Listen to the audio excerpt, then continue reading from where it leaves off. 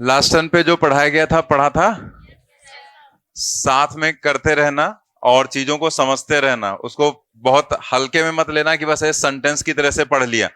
जो पढ़ाया जाता है, जिस तरह से समझाया जाता है, वैसे ही पूरा आप डिटेल में उसको ध्यान से समझने की कोशिश करना। ठीक है, तो लास्ट टर्न पे हम लोगों ने ये तो डेफिनेशंस जस्ट देखी थी। इंस्टेंटेनियस स्पीड क्या है, वेलोसिटी क्या है, ये हम लोगों ने देखा था।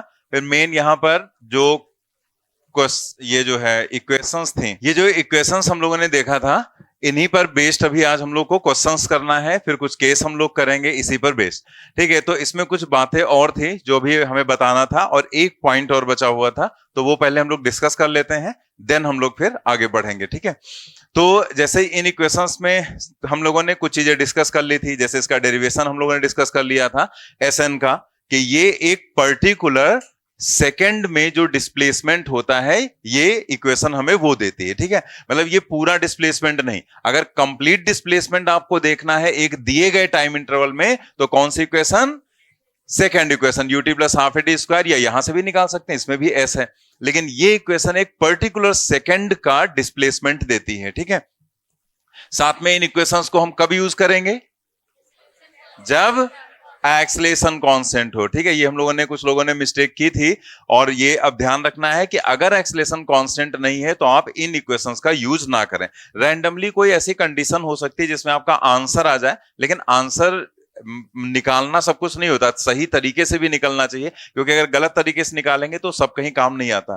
तो ये चीज हम लोगों को ध्यान रखनी।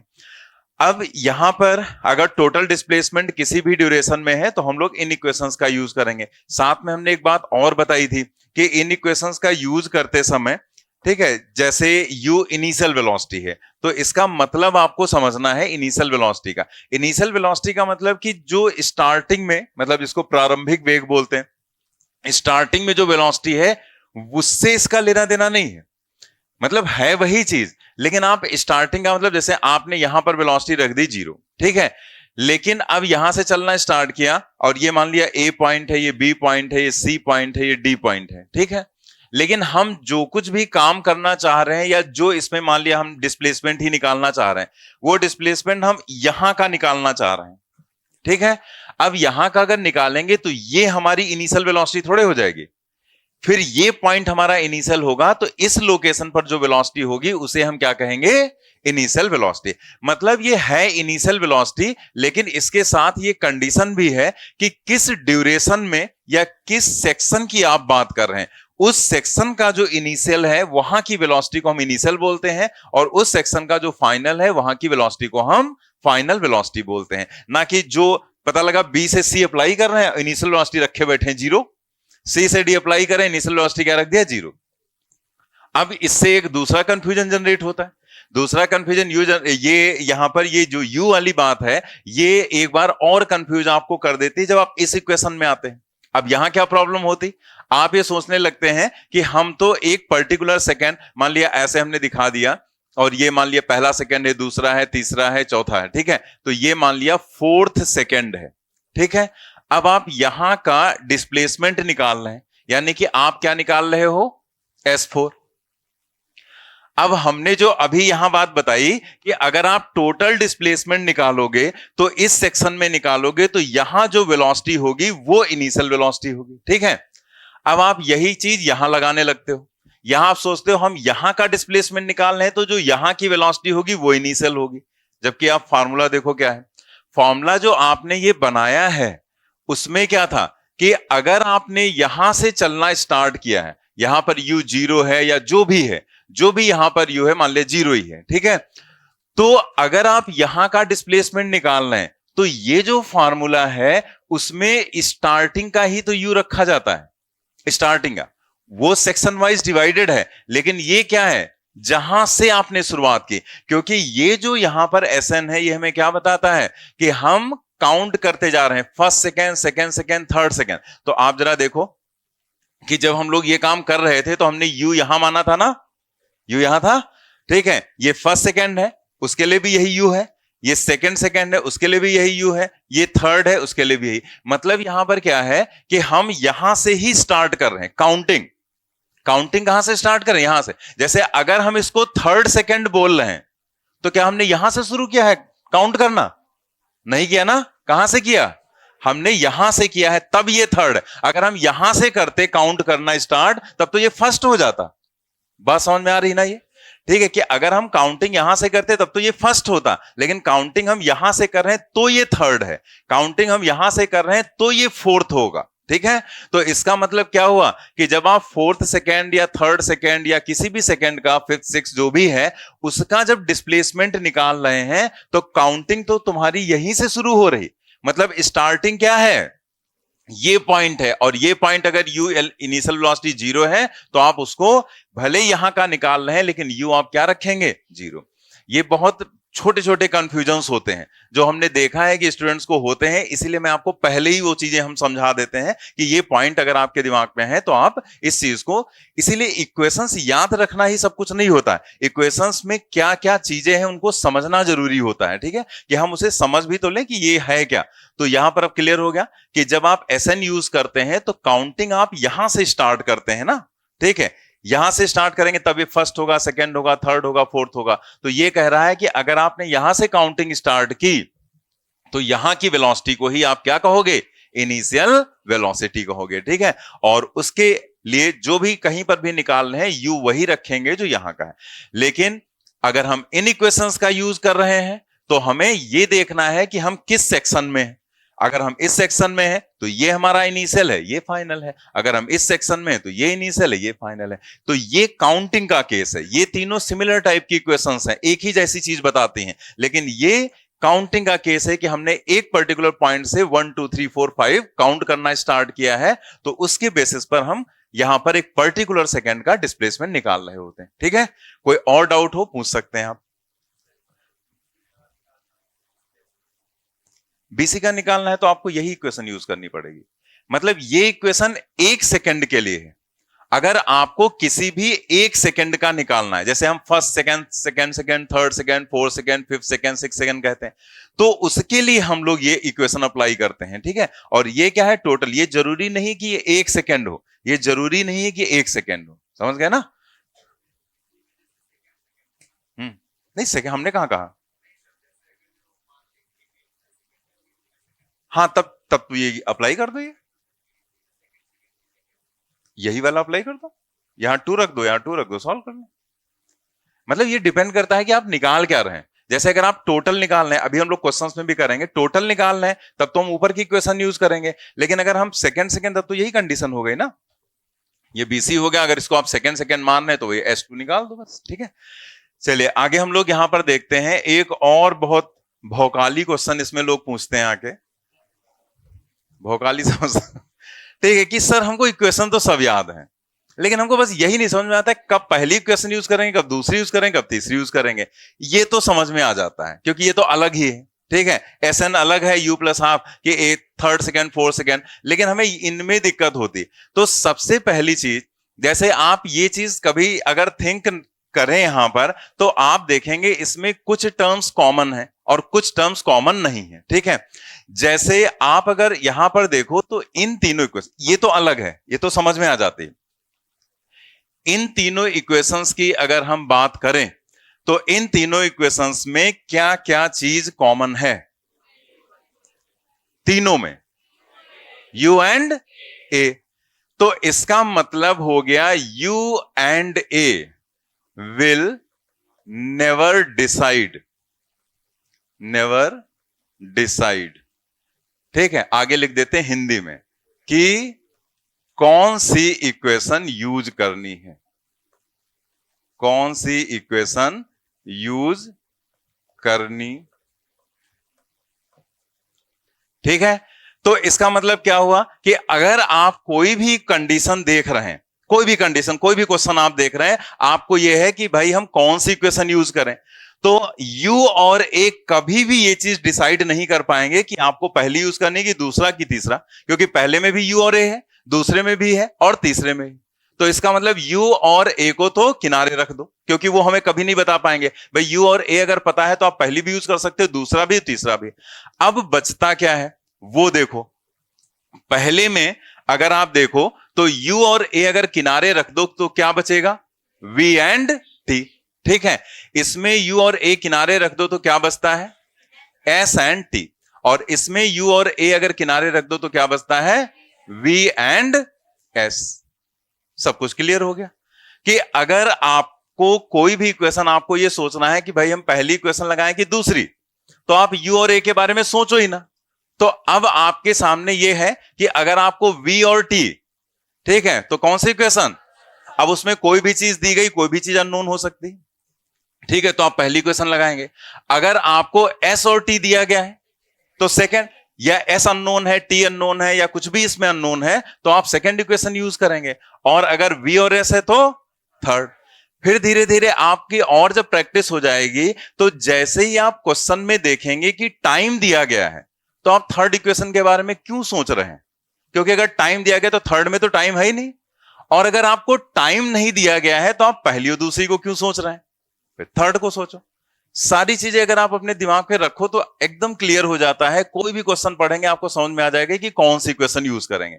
बात क्लियर हो गई ना, ठीक है, कि u और a तो कभी डिसाइड नहीं करेंगे कि कौन सी इक्वेशन है। फिर आप खुद सोचो कि v और t है, तो अगर t दिया गया है तो या तो पहली या दूसरी, उसमें भी डिसाइड कर लो। अगर v या s में से v दिया गया तो पहली यूज करो, s दिया तो दूसरा यूज करो, या s निकालना है तो सेकंड यूज कर लो। तो s और t तो सेकंड, v और t तो फर्स्ट, और v और s तो आप थर्ड इक्वेशन यूज करेंगे। और इसमें कुछ बताना नहीं, क्योंकि वो तो अलग से क्लियर है कि पहले सेकंड में, दूसरे सेकंड में, तीसरे सेकंड में होगा। तो ऐसी कंडीशन में हम चौथी इक्वेशन का यूज करेंगे। ठीक है,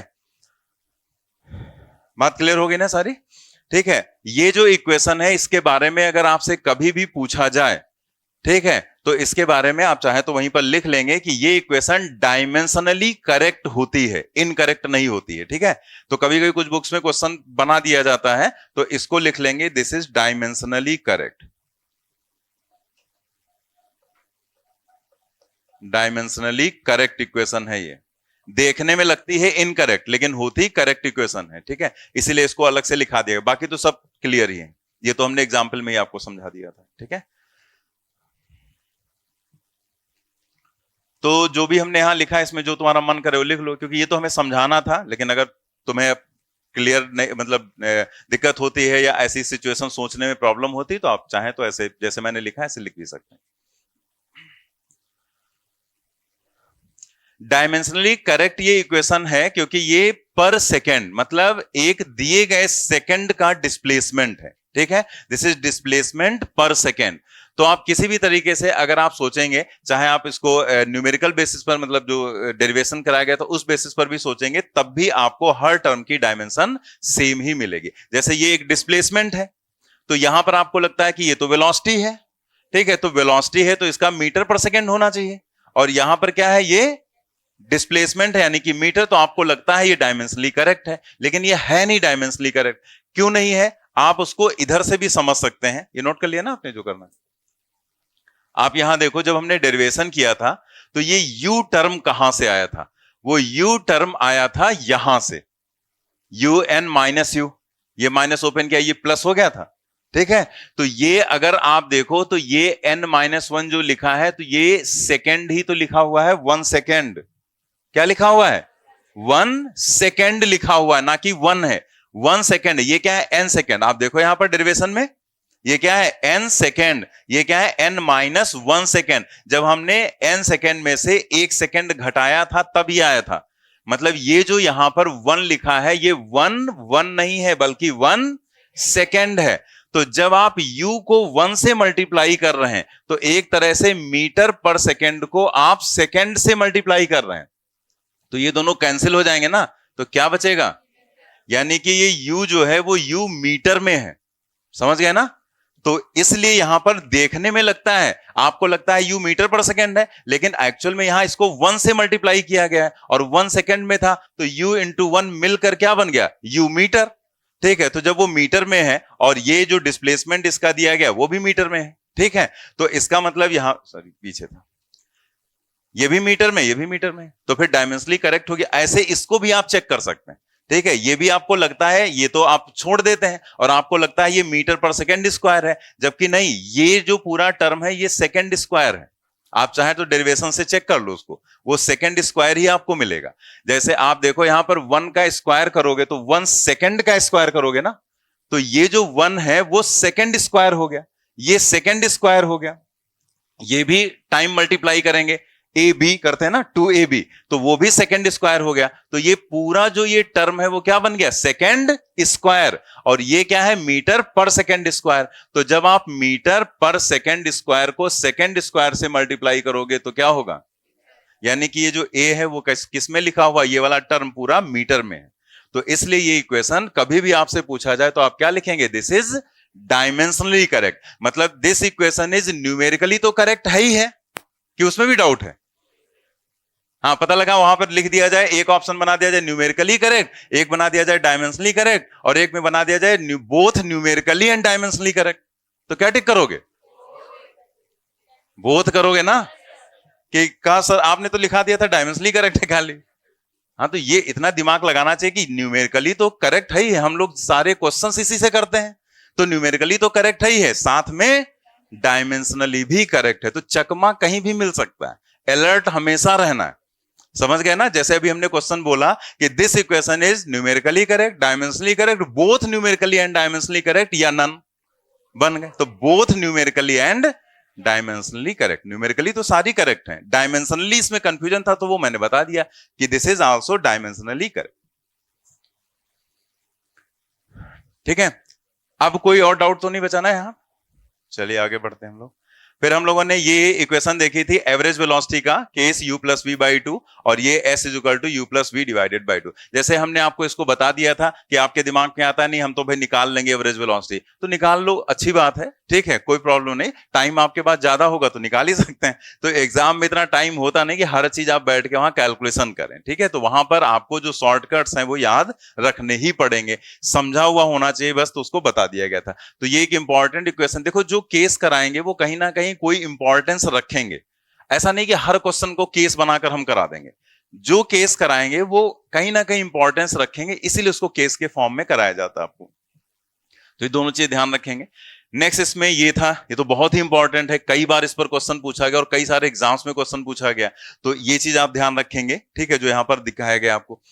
इसमें यही चीज बताई गई थी ना, S1 S2 S3, मतलब पहले दूसरे तीसरे सेकंड का अगर रेशियो आप निकालेंगे डिस्प्लेसमेंट्स का तो वो 135 ऑड पॉजिटिव इंटीजर के फॉर्म में होगा। लेकिन इससे भी ज्यादा इंपॉर्टेंट आपको क्या पॉइंट बताया गया था कि ये रेशियो उस कंडीशन के लिए भी एप्लीकेबल होगा अगर u 0 है और एक्सेलेरेशन कांस्टेंट है और टाइम इंटरवल सेम है, भले वो एक एक सेकंड के ना हो, एक एक सेकंड के नहीं है लेकिन टाइम इंटरवल सेम है, तो भी आप इस रेशियो को वहां पर अप्लाई कर सकते हैं, ठीक है।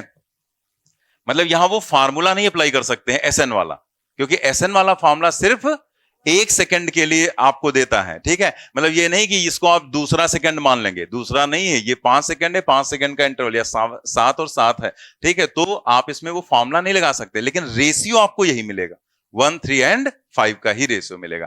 तो ये इसलिए इंपॉर्टेंट है क्योंकि अगर आपको ये नहीं पता होगा तो इसका कैलकुलेशन बहुत लेंदी हो जाता है, ठीक है। तब आप उसका कैलकुलेशन करेंगे तो वो भी एक क्वेश्चन आएगा, उसमें आपको बताएंगे कि ऐसे ऐसे फिर आपको करना पड़ता है, लेकिन अगर रेशियो पता है तो आपको पेन भी नहीं चलाना पड़ेगा, आप आंसर दे देंगे उसका।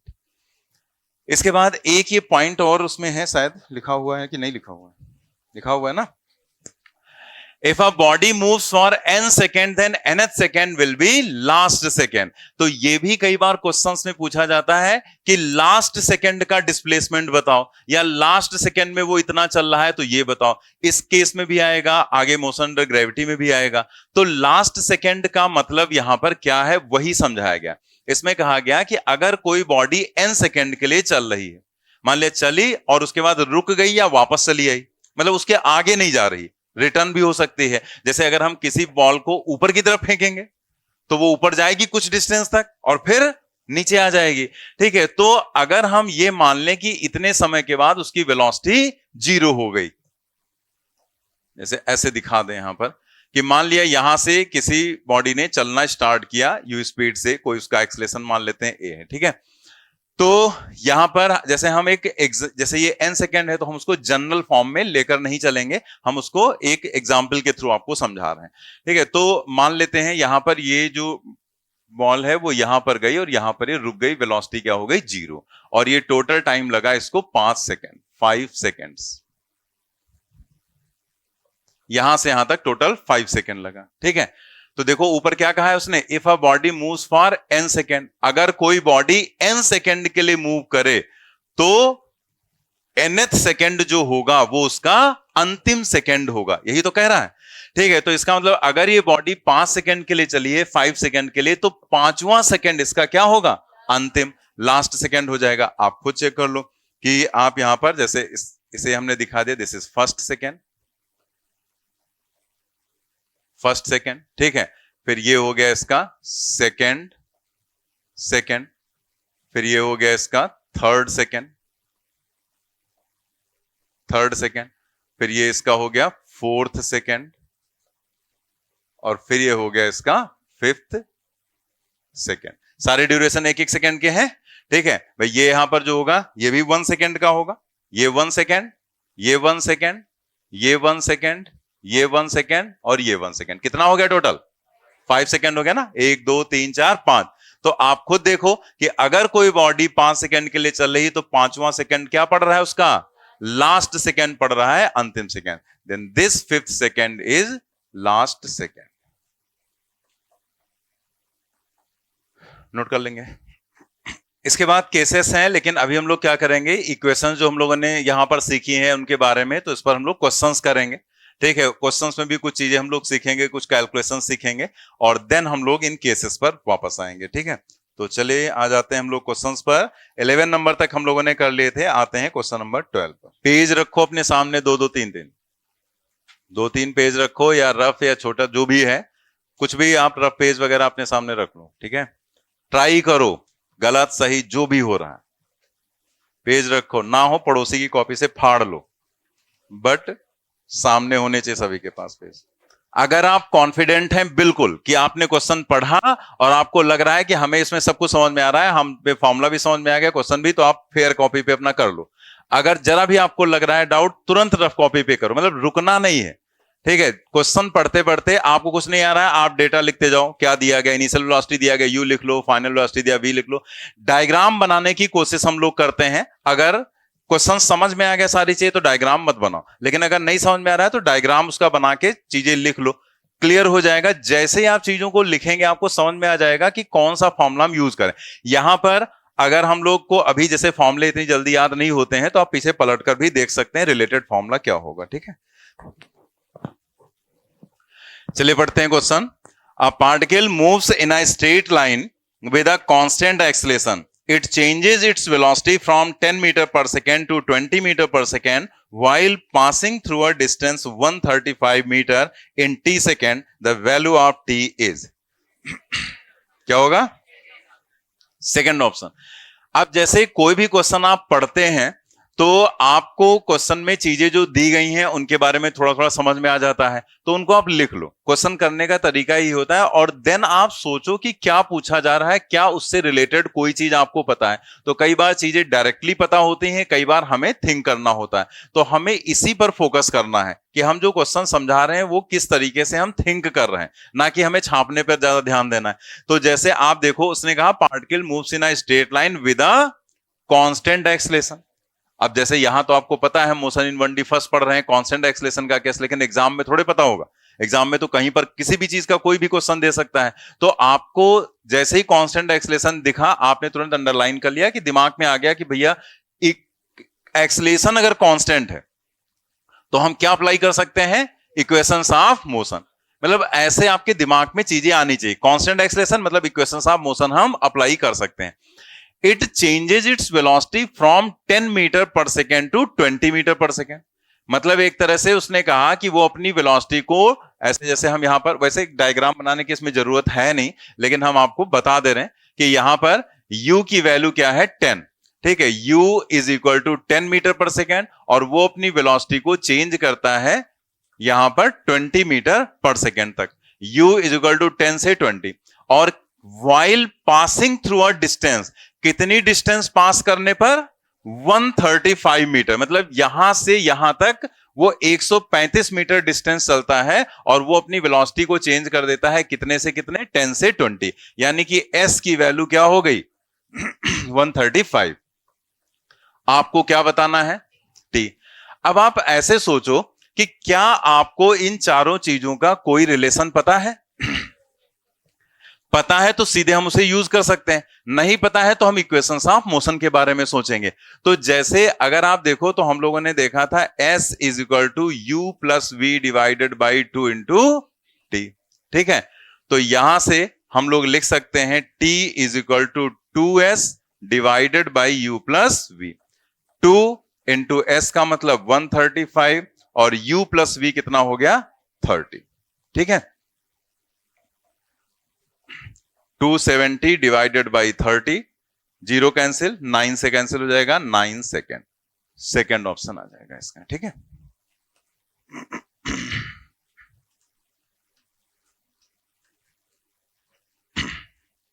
से आपके दिमाग में भी आ जाता है कि क्या हम इस फॉर्मूले को अगर यूज ना करते या ये फॉर्मूला हमें नहीं आता होता तो क्या हम क्वेश्चन नहीं कर पाते? तब भी कर लेते। देखो एक चीज हम बता दें, ये जो पहला मोशन इन 1D फर्स्ट है, मोशन इन 1D सेकंड है, हम आपको कुछ भी ना पढ़ाएं, कोई केस ना कराएं, एक भी केस ना कराएं, और सिर्फ आपको हमने कह दिया कि 4 इक्वेशंस होती हैं, जो वो 4 इक्वेशंस आपको बताई गई हैं। ठीक है, वही v बराबर U plus A T, S बराबर U T plus half A T square. ठीक है, 4 इक्वेशंस होती हैं, सारे क्वेश्चंस 4 इक्वेशंस का यूज करके हो जाएंगे, तो बिल्कुल हो जाएंगे, कोई भी क्वेश्चन में आप फंसोगे। लेकिन प्रॉब्लम सबसे बड़ी क्या होती है एग्जाम में? समय की। टाइम अगर आपको बचाना है तो आपको चीजों को सीखना पड़ेगा, शॉर्टकट्स को सीखना पड़ेगा, अदरवाइज आप हर क्वेश्चन में बहुत ज्यादा टाइम लेंगे, पता लगा छोटा सा क्वेश्चन है, टाइम आपका ज्यादा जा रहा है। तो समय बचाने के लिए हम लोगों को थोड़ा बहुत इस तरह से चीजें पढ़नी करनी पड़ेंगी, याद करनी पड़ेंगी। क्योंकि कई लोग ये आपसे कह देंगे या कहते हुए मिलेंगे कि यार ये सब पढ़ने की इतना सब जरूरत क्या है, 4 इक्वेशंस होती हैं, कोई भी क्वेश्चन कर लो। हम भी वही कह रहे हैं, 4 ही क्वेश्चन होती हैं, कोई भी क्वेश्चन कर सकते हो आप, लेकिन टाइम फिर ज्यादा लगेगा आपका। जैसे यही क्वेश्चन है, अब सोच लो यहां पर अगर आपको ये पता है तो एग्जाम में अगर आपके पास फॉर्मूला एकदम क्लियर हो गया आपको, ठीक है, तो कि यू दिया है, वी दिया है, एस दिया है, टी निकालना है, तो मतलब हमें ये डायग्राम भी नहीं बनाना था, हमें सीधे पता चल गया ना, ये यू दिया गया, वी दिया गया, एस दिया गया, टी निकालना, तुरंत दिमाग में आ गया एस बराबर सीधे U plus V upon 2 into T. तो हमने डायरेक्ट सारी वैल्यूज रख दी और उसको सॉल्व कर लिया, इतने में आ गया। लेकिन अगर आपको नहीं पता है, ये कंडीशन नहीं पता, तो आप यही डायग्राम बनाओगे, फिर आप सोचोगे अच्छा टी निकालना है, चलो पहली इक्वेशन यूज कर लेते हैं। जैसे ही आप फर्स्ट इक्वेशन पर आओगे तो आपके दिमाग में आएगा v बराबर यू प्लस ए टी।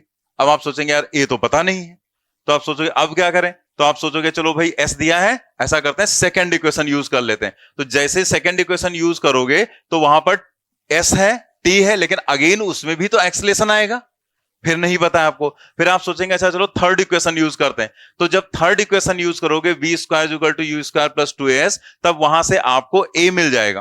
ठीक है, या फिर आप पहली इक्वेशन का यूज करो v equal to U plus A T, वहां से आप a निकालो। ठीक है, तो ऐसे ही आप थिंक करेंगे भाई v बराबर यू प्लस ए टी से भी तो a निकल आएगा, लेकिन t भी तो अननोन है, तो t जब पता नहीं तो कहां से a निकाल लोगे आप, तो नहीं निकाल पाएंगे, यानी कि फिर हमें थर्ड इक्वेशन पर जाना पड़ेगा।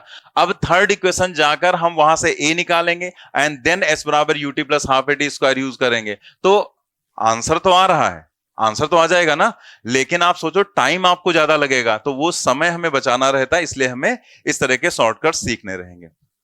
आगे बढ़ते हैं हम लोग नेक्स्ट क्वेश्चन पर। A particle moves A particle moves in a straight line with a uniform acceleration a. Again देखो यूनिफॉर्म एक्सलेशन का मतलब भी कांस्टेंट एक्सलेशन ही होता है। यूनिफॉर्म टर्म का मतलब एक समान ही तो होता है, और एक समान मतलब एक जैसा, मतलब कांस्टेंट। तो यूनिफॉर्म एक्सलेशन है, initial velocity of the particle is 0, find the average velocity of the particle in first S distance. First S distance का मतलब क्या है कि जब उसने चलना स्टार्ट किया वहां से इनिशियल वेलोसिटी पार्टिकल की क्या दी गई, initial velocity of the particle is 0। ठीक है, तो जैसे इसमें क्या किया करो, जैसे क्वेश्चंस में कोशिश करनी है हमें कि अगर कुछ सीधे समझ में आ गया तब तो ठीक है, नहीं तो तुरंत डायग्राम बना लो, रफली ऐसे खींच लो तो समझ में आ जाता है। जैसे यहां पर हमने दिखा दिया कि भाई u इक्वल टू 0 है और एक्सलेशन कांस्टेंट है, तो उसने एक्सलेशन a दिया है तो हमने एक्सलेशन a दिखा दिया। अब उसने कहा फर्स्ट s डिस्टेंस, पहली s डिस्टेंस का मतलब क्या है, स्टार्टिंग से s। ठीक है, फर्स्ट s का मतलब क्या है, शुरुआत से पहली जो स्टार्टिंग की s डिस्टेंस होगी, तो यहां से s डिस्टेंस, ठीक है, मान लिया यहां तक हुई, तो इस लोकेशन पर यहां पर मान लेते हैं उसकी वेलोसिटी कितनी हो गई, v के बराबर। तो उसने कहा है इन दोनों के बीच में एवरेज वेलोसिटी आपको बताना है कितनी होगी, यही तो पूछा है ना उसने। ठीक है, average velocity of the particle. अब एवरेज वेलोसिटी के हमारे पास दो फार्मूले हैं, एक तो हो गया u plus V divided by 2, और दूसरा फॉर्मूला हमारे पास है total displacement upon total time. तो अब यहां पर देखो u तो 0 है, आपको v नहीं दिया गया है, तो u प्लस वी बाई 2 से भी आ जाएगा, मतलब v हम कैलकुलेट कर लें। और या फिर अगर आप total displacement upon total time निकालते हैं तो आपको टाइम निकालना पड़ेगा, मतलब कुछ भी कैलकुलेट करके कर सकते हैं। तो कुछ लोग हो सकता है, अभी आपने कौन सा आंसर बताया, सेकंड बताया ना, तो अगर आप सेकंड आंसर निकाल रहे हैं तो हो सकता है कुछ लोगों ने u प्लस वी बाई 2 का यूज किया हो, उनका भी सही है, और जिसने s अपॉन टी करके किया है उसका भी सही है। ठीक है, आंसर में कोई प्रॉब्लम नहीं, लेकिन हम इसे अगेन बता रहे हैं आपको v average u plus V by 2 से। ठीक है, v बाई 2 से। तो हमें u पता है, v निकालना है। अब आप सोचो v हम कैसे कैलकुलेट करेंगे, हमें u दिया है, v निकालना है, s दिया है, कहीं टाइम दिख रहा है तुम्हें, कौन सी इक्वेशन, ये बात समझ में आ रही ना, पहली दूसरी तीसरी इक्वेशन की ही मेन बात होती है। ठीक है, तो अगर पहली इक्वेशन में देखें तो टाइम होता है v बराबर u plus A T, S बराबर U T plus half it square. तो अगर टाइम नहीं दिया गया तो सीधे जंप कर जाओ कहां, थर्ड इक्वेशन पर। तो हम थर्ड इक्वेशन का यूज करेंगे, V square is equal to you square plus 2as। ठीक है, यहां पर अगर आप देखो तो u तो है 0, तो यहां से v आपको मिल गया √2as। ठीक है, बस ये वैल्यू यहां पर रख दो, यहां पर भी u क्या है 0, तो v एवरेज हो जाएगा √2as डिवाइडेड बाई 2। चूंकि पूरे को रूट में रखा गया है, तो अगर हम इस 2 को अंदर ले जाएंगे तो ये क्या बन जाएगा 4। कोई भी क्वांटिटी अगर रूट के बाहर है और वो अंदर जाएगी तो उसका स्क्वायर हो जाएगा। ठीक है, मतलब जैसे अगर कोई क्वांटिटी यहां पर लिखा है x और यहां पर लिखा है a, तो अगर ये a अंदर जाएगा तो ये a स्क्वायर हो जाएगा x। ठीक है, बाहर आएगा तो फिर वापस a बन जाएगा। तो यहां पर ये अंदर गया रूट के, तो 2 का स्क्वायर हो गया 4, दैट इज आंसर आ गया √as डिवाइडेड बाई 2। ठीक है, तो सेकेंड ऑप्शन यहां पर सही हो जाएगा। अगर आपने s अपॉन टी का यूज किया तो t आपने निकाला होगा सेकंड इक्वेशन से, s बराबर U T plus half T square से, और s बाई टी करके निकालेंगे, वो भी बिल्कुल सही है, मेथड और आंसर दोनों चीजें। ठीक, चलिए नेक्स्ट क्वेश्चन ट्राई करेंगे हम लोग, 14 नंबर। ये हो गया ना सभी का, 14 नंबर देखते हैं। Two particles P and Q start simultaneously from A with velocities 15 metre पर सेकेंड एंड 20 मीटर पर सेकेंड। क्वेश्चन समझो ध्यान से कि दो पार्टिकल हैं P और Q, जो एक पॉइंट है A, वहां से स्टार्ट करते हैं डिफरेंट वेलोसिटीज से, 15 मीटर पर सेकेंड एंड 20 मीटर पर सेकेंड से रेस्पेक्टिवली। मतलब P की वेलोसिटी 15, Q की वेलोसिटी हो गई 20। They move in the same direction, एक ही डायरेक्शन में जा रहे हैं विद डिफरेंट एक्सेलरेशंस। ठीक है, अलग अलग एक्सेलरेशन से। तो अब यहां पर अलग अलग उनका एक्सेलरेशन है, लेकिन वो एक्सेलरेशन आपको दिया नहीं गया है। ठीक है, अगर कुछ मेंशन नहीं है तो कांस्टेंट एक्सेलरेशन ही मानेंगे। अब जैसे यहां वेरिएबल तुम थोड़े मान लोगे, ठीक है, वेरिएबल मान लोगे भाई, अगर कुछ मेंशन नहीं, सिर्फ उसने कह दिया विद डिफरेंट एक्सेलरेशन, तो इसका अलग है उसका अलग है, तो वो कांस्टेंट ही माना जाएगा। When P overtakes Q at B, मतलब एक B पॉइंट है जहां पर P ने Q को ओवरटेक कर लिया, velocity of P is 30 metre पर सेकेंड, वहां पर P की वेलोसिटी क्या है 30 मीटर पर second, the velocity of Q at B। तो Q की वेलोसिटी B पॉइंट पर बतानी है, क्या हो जाएगी। अब इस पूरे क्वेश्चन को अगर हम डायग्राम में कन्वर्ट कर लें तो हमें समझ में आने लगेगा कि क्या यहां पर, जैसे कई बार होता है ना कि क्वेश्चन पढ़ के उतना समझ में नहीं आ रहा, लेकिन प्रैक्टिकली ओवरटेक का मतलब तो सबको समझ में आ रहा होगा ना। जैसे मान लिया कोई दो बॉडीज हैं, अब वो चल रही थी, एक आगे हो गई एक पीछे हो गई, तो कुछ समय के बाद अगर कोई ओवरटेक करता है तो ओवरटेक करने का मतलब क्या होता है, सामने से आके गया या साथ में, साथ में। ठीक है, सामने से नहीं, वो तो क्रॉस कर रहा है हमें। ओवरटेक करने का मतलब हम भी उसी डायरेक्शन में जा रहे हैं, वो भी उसी डायरेक्शन में जा रहा है, तो उसने हमको क्रॉस करके हमको वो आगे निकल गया उसी डायरेक्शन में। ठीक है, तो उसको हम बोलते हैं ओवरटेकिंग।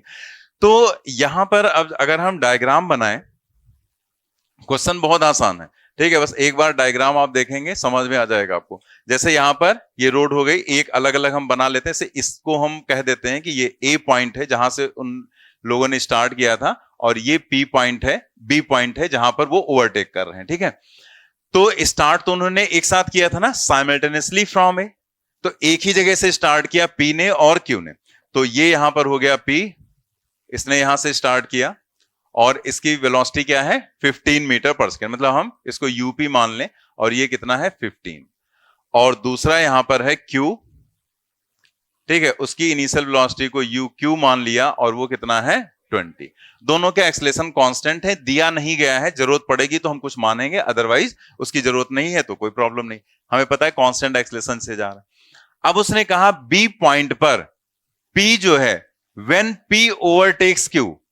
अब ओवरटेक कैसे किया, अब आपके दिमाग में आ जाता है कि यार इसकी वेलोसिटी तो कम है, इसकी वेलोसिटी ज्यादा है, तो ये तो आगे निकल जाएगा, तो ओवरटेक कैसे करेगा, एक्सेलेरेशन भी तो है और वो भी डिफरेंट एक्सेलेरेशन है। तो मान लेते हैं दो पीछे कोई कम वेलोसिटी से जा रहा था, कोई ज्यादा वेलोसिटी से जा रहा था, लेकिन जिसकी वेलोसिटी कम थी उसने अपना एक्सेलेरेशन बढ़ा दिया, तो उसकी वेलोसिटी तेज हो जाएगी और वो कुछ समय के बाद क्रॉस कर जाएगा।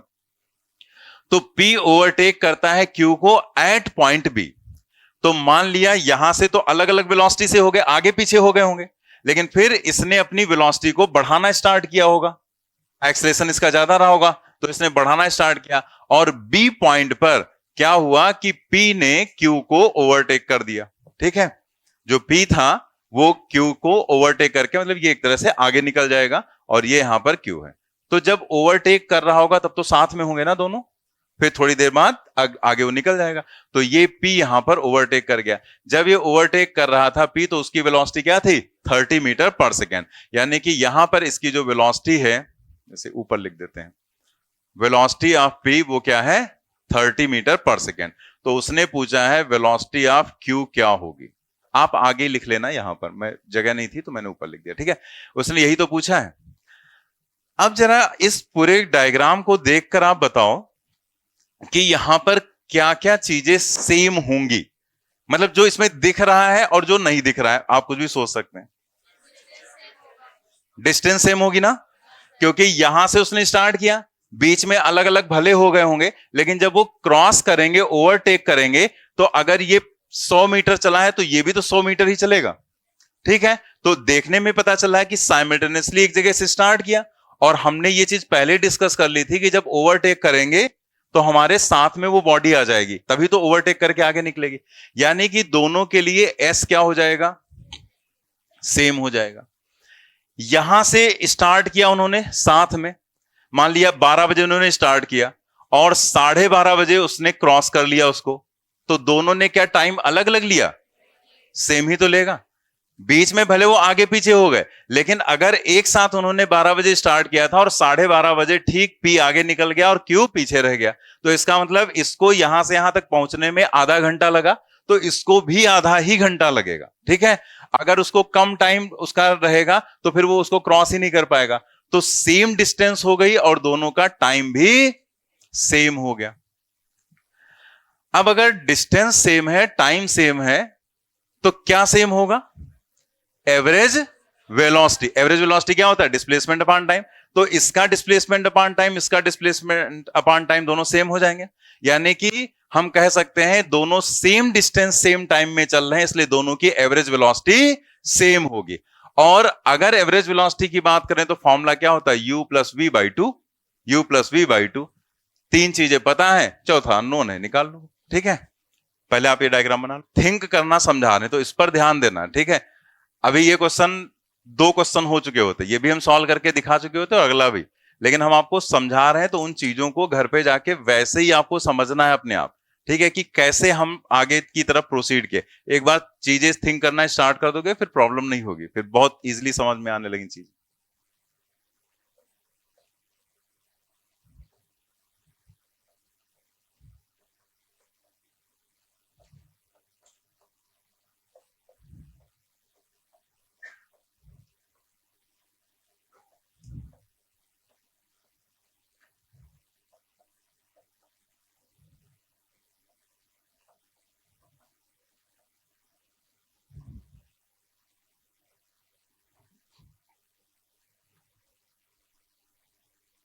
उसके नीचे यही लिख लेंगे sentence, as same distance is travelled by both in same time so, दोनों की एवरेज वेलोसिटी इक्वल कर दो, मतलब v average of p v average of q, दोनों बराबर करके निकाल के बताओ क्या आंसर होगा। क्या होगा? सेकेंड ऑप्शन 25 मीटर पर सेकेंड, बिल्कुल सही। नोट कर लेना इतना, तो आगे सॉल्व कर लो। ये यहां पर लिख दिया travelled by both in same time so, तो हम यहां पर लिख दे रहे हैं v average of q is equal to v average of p। v average of q, q की वेलोसिटी क्या है 20 और इधर हमें निकालना है, ठीक है।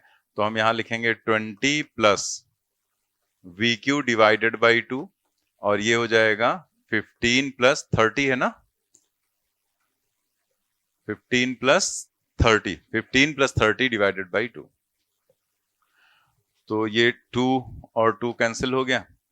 We Q is equal to 45 minus 20 that is 25 metre पर सेकेंड। चलिए नेक्स्ट क्वेश्चन पर आ जाते हैं, question number 15। A body starts from rest is moving, ये हो गया ना सभी का। A body starts from rest is moving under a constant acceleration up to 20 seconds. If it moves s1 distance in first 10 seconds and s2 distance in next 10 seconds, then s2 will be equal to, क्या होगा? Third option हो जाएगा, बिल्कुल सही। यहां पर कुछ हमें सॉल्व ही नहीं करना, जैसे उसने कह दिया कि वो एक कांस्टेंट एक्सेलरेशन से जा रहा है, ठीक है, स्टार्ट रेस्ट से कर रहा है, मतलब इनिशियल वेलोसिटी 0 और एक्सेलरेशन कांस्टेंट, मतलब दो बातें हमें मिली, as u is equal to 0 and a is equal to constant.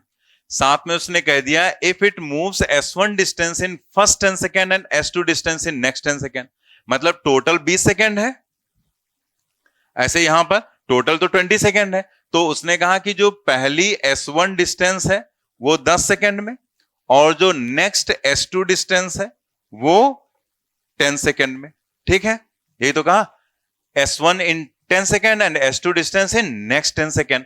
तो आपको यहां पर बताना है s2 की वैल्यू s1 के टर्म में क्या हो जाएगी, ठीक है, यही तो बताना। तो हम लोगों ने पीछे कॉन्सेप्ट क्या देखा था कि as u is equal to 0, a is equal to constant and time intervals are equal. हम लिख इसलिए दे रहे हैं कि आपको ध्यान आ जाएगा कि कौन सा कॉन्सेप्ट यहां पर यूज किया गया। And time intervals are equal, so s1 is to s2 is equal to क्या होगा 1 is to 3, 1 3 5 होता है ना, तो 1 is to 3 is to 5, तो 1 is to 3 हो गया। तो इसको हम लिख सकते हैं s1 upon s2 is equal to 1/3, या फिर ये इंप्लाई कर रहा है s2 is equal to 3 times s1, third option.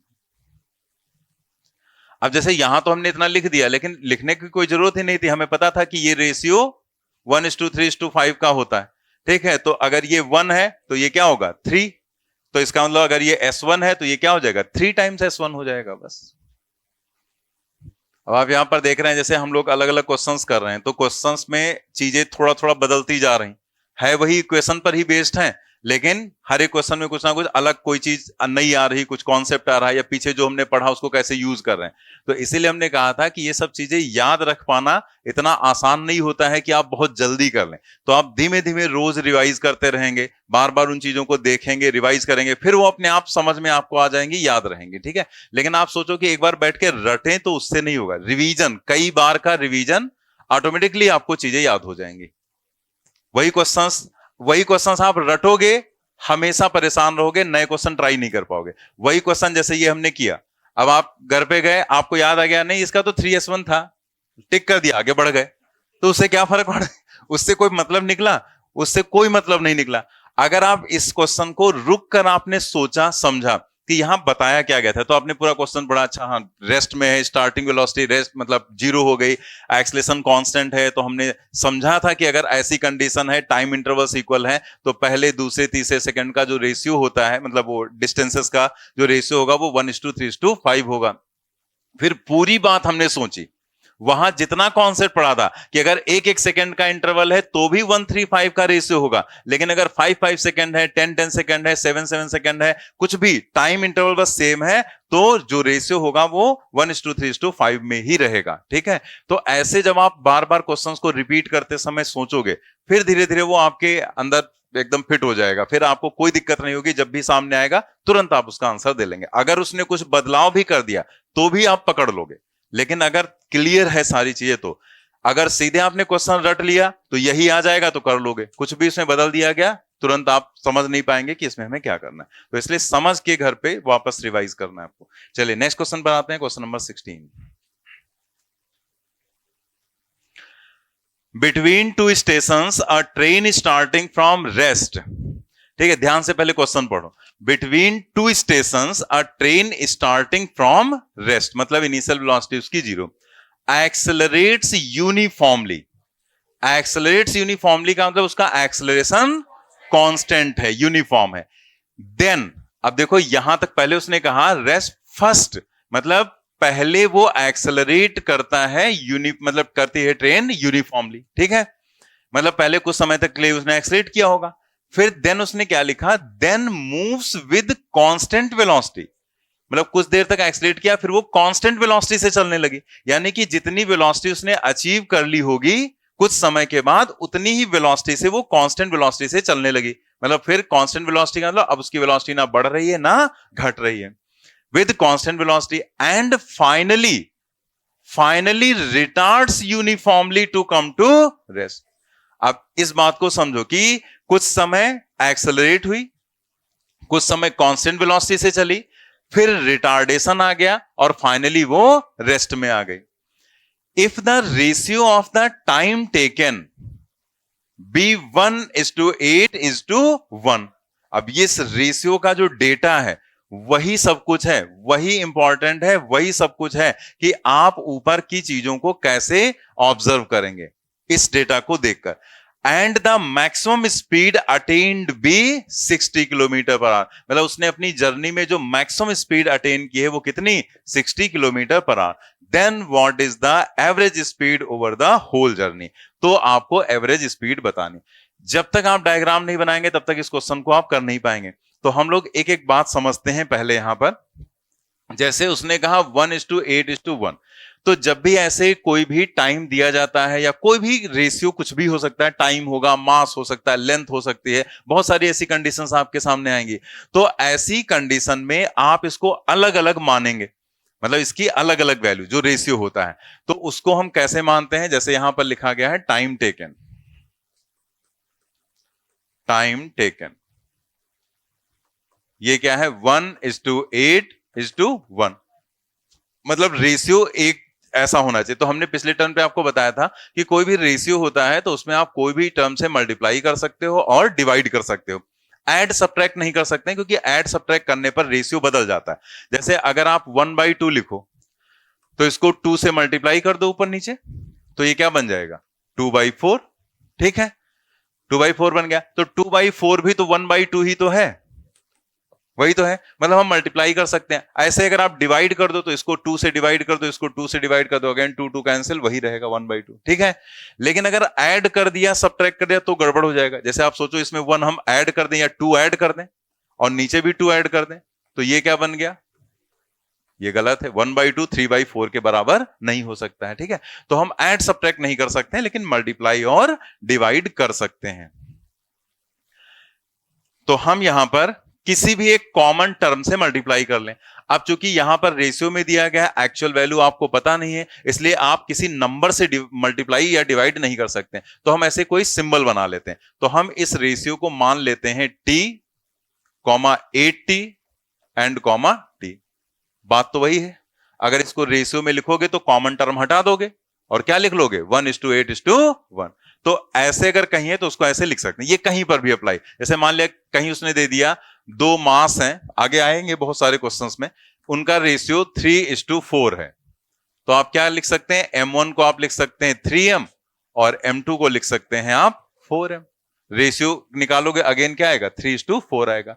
मास की जगह लेंथ दे दे, करंट दे दे, चार्ज दे दे, कैपेसिटेंस दे दे, कुछ भी दे दे, आप ऐसे लिख सकते हैं आराम से। ठीक है, तो एक तो ये बात हो गई यहां पर, ठीक है। अब जरा हम डायग्राम पर आते हैं, डायग्राम कैसे ये बनेगा। तो उसने कहा स्टार्ट वो एक स्टेशन से करती है ट्रेन रेस्ट से, ठीक है। तो हम लोग यहां पर रेस्ट की कंडीशन से इसको दिखाते हैं ऐसे। यहां से मान लिया उसने स्टार्ट किया और u इज इक्वल टू हमने दिखा दिया 0, ठीक है। फिर उसने कहा एक्सेलरेट यूनिफॉर्मली, यूनिफॉर्म उसका एक्सलेशन है, तो हमने यहां पर एक्सलेशन मान लिया a, ठीक है। एक्सलेट कर रही यूनिफॉर्म एक्सलेशन a मान लिया। फिर इस लोकेशन पर मान लिया जब वो ट्रेन पहुंची तो उसने टाइम कितना लिया t, पहला सेक्शन t है ना। फिर उसने कहा 8t टाइम के लिए वो यूनिफॉर्मली चली, तो मान लिया यहां से लेकर यहां तक वो यूनिफॉर्म चल रही है, यूनिफॉर्म वेलोसिटी से, मतलब उसकी जो भी वेलोसिटी है वो कांस्टेंट हो गई, ठीक है।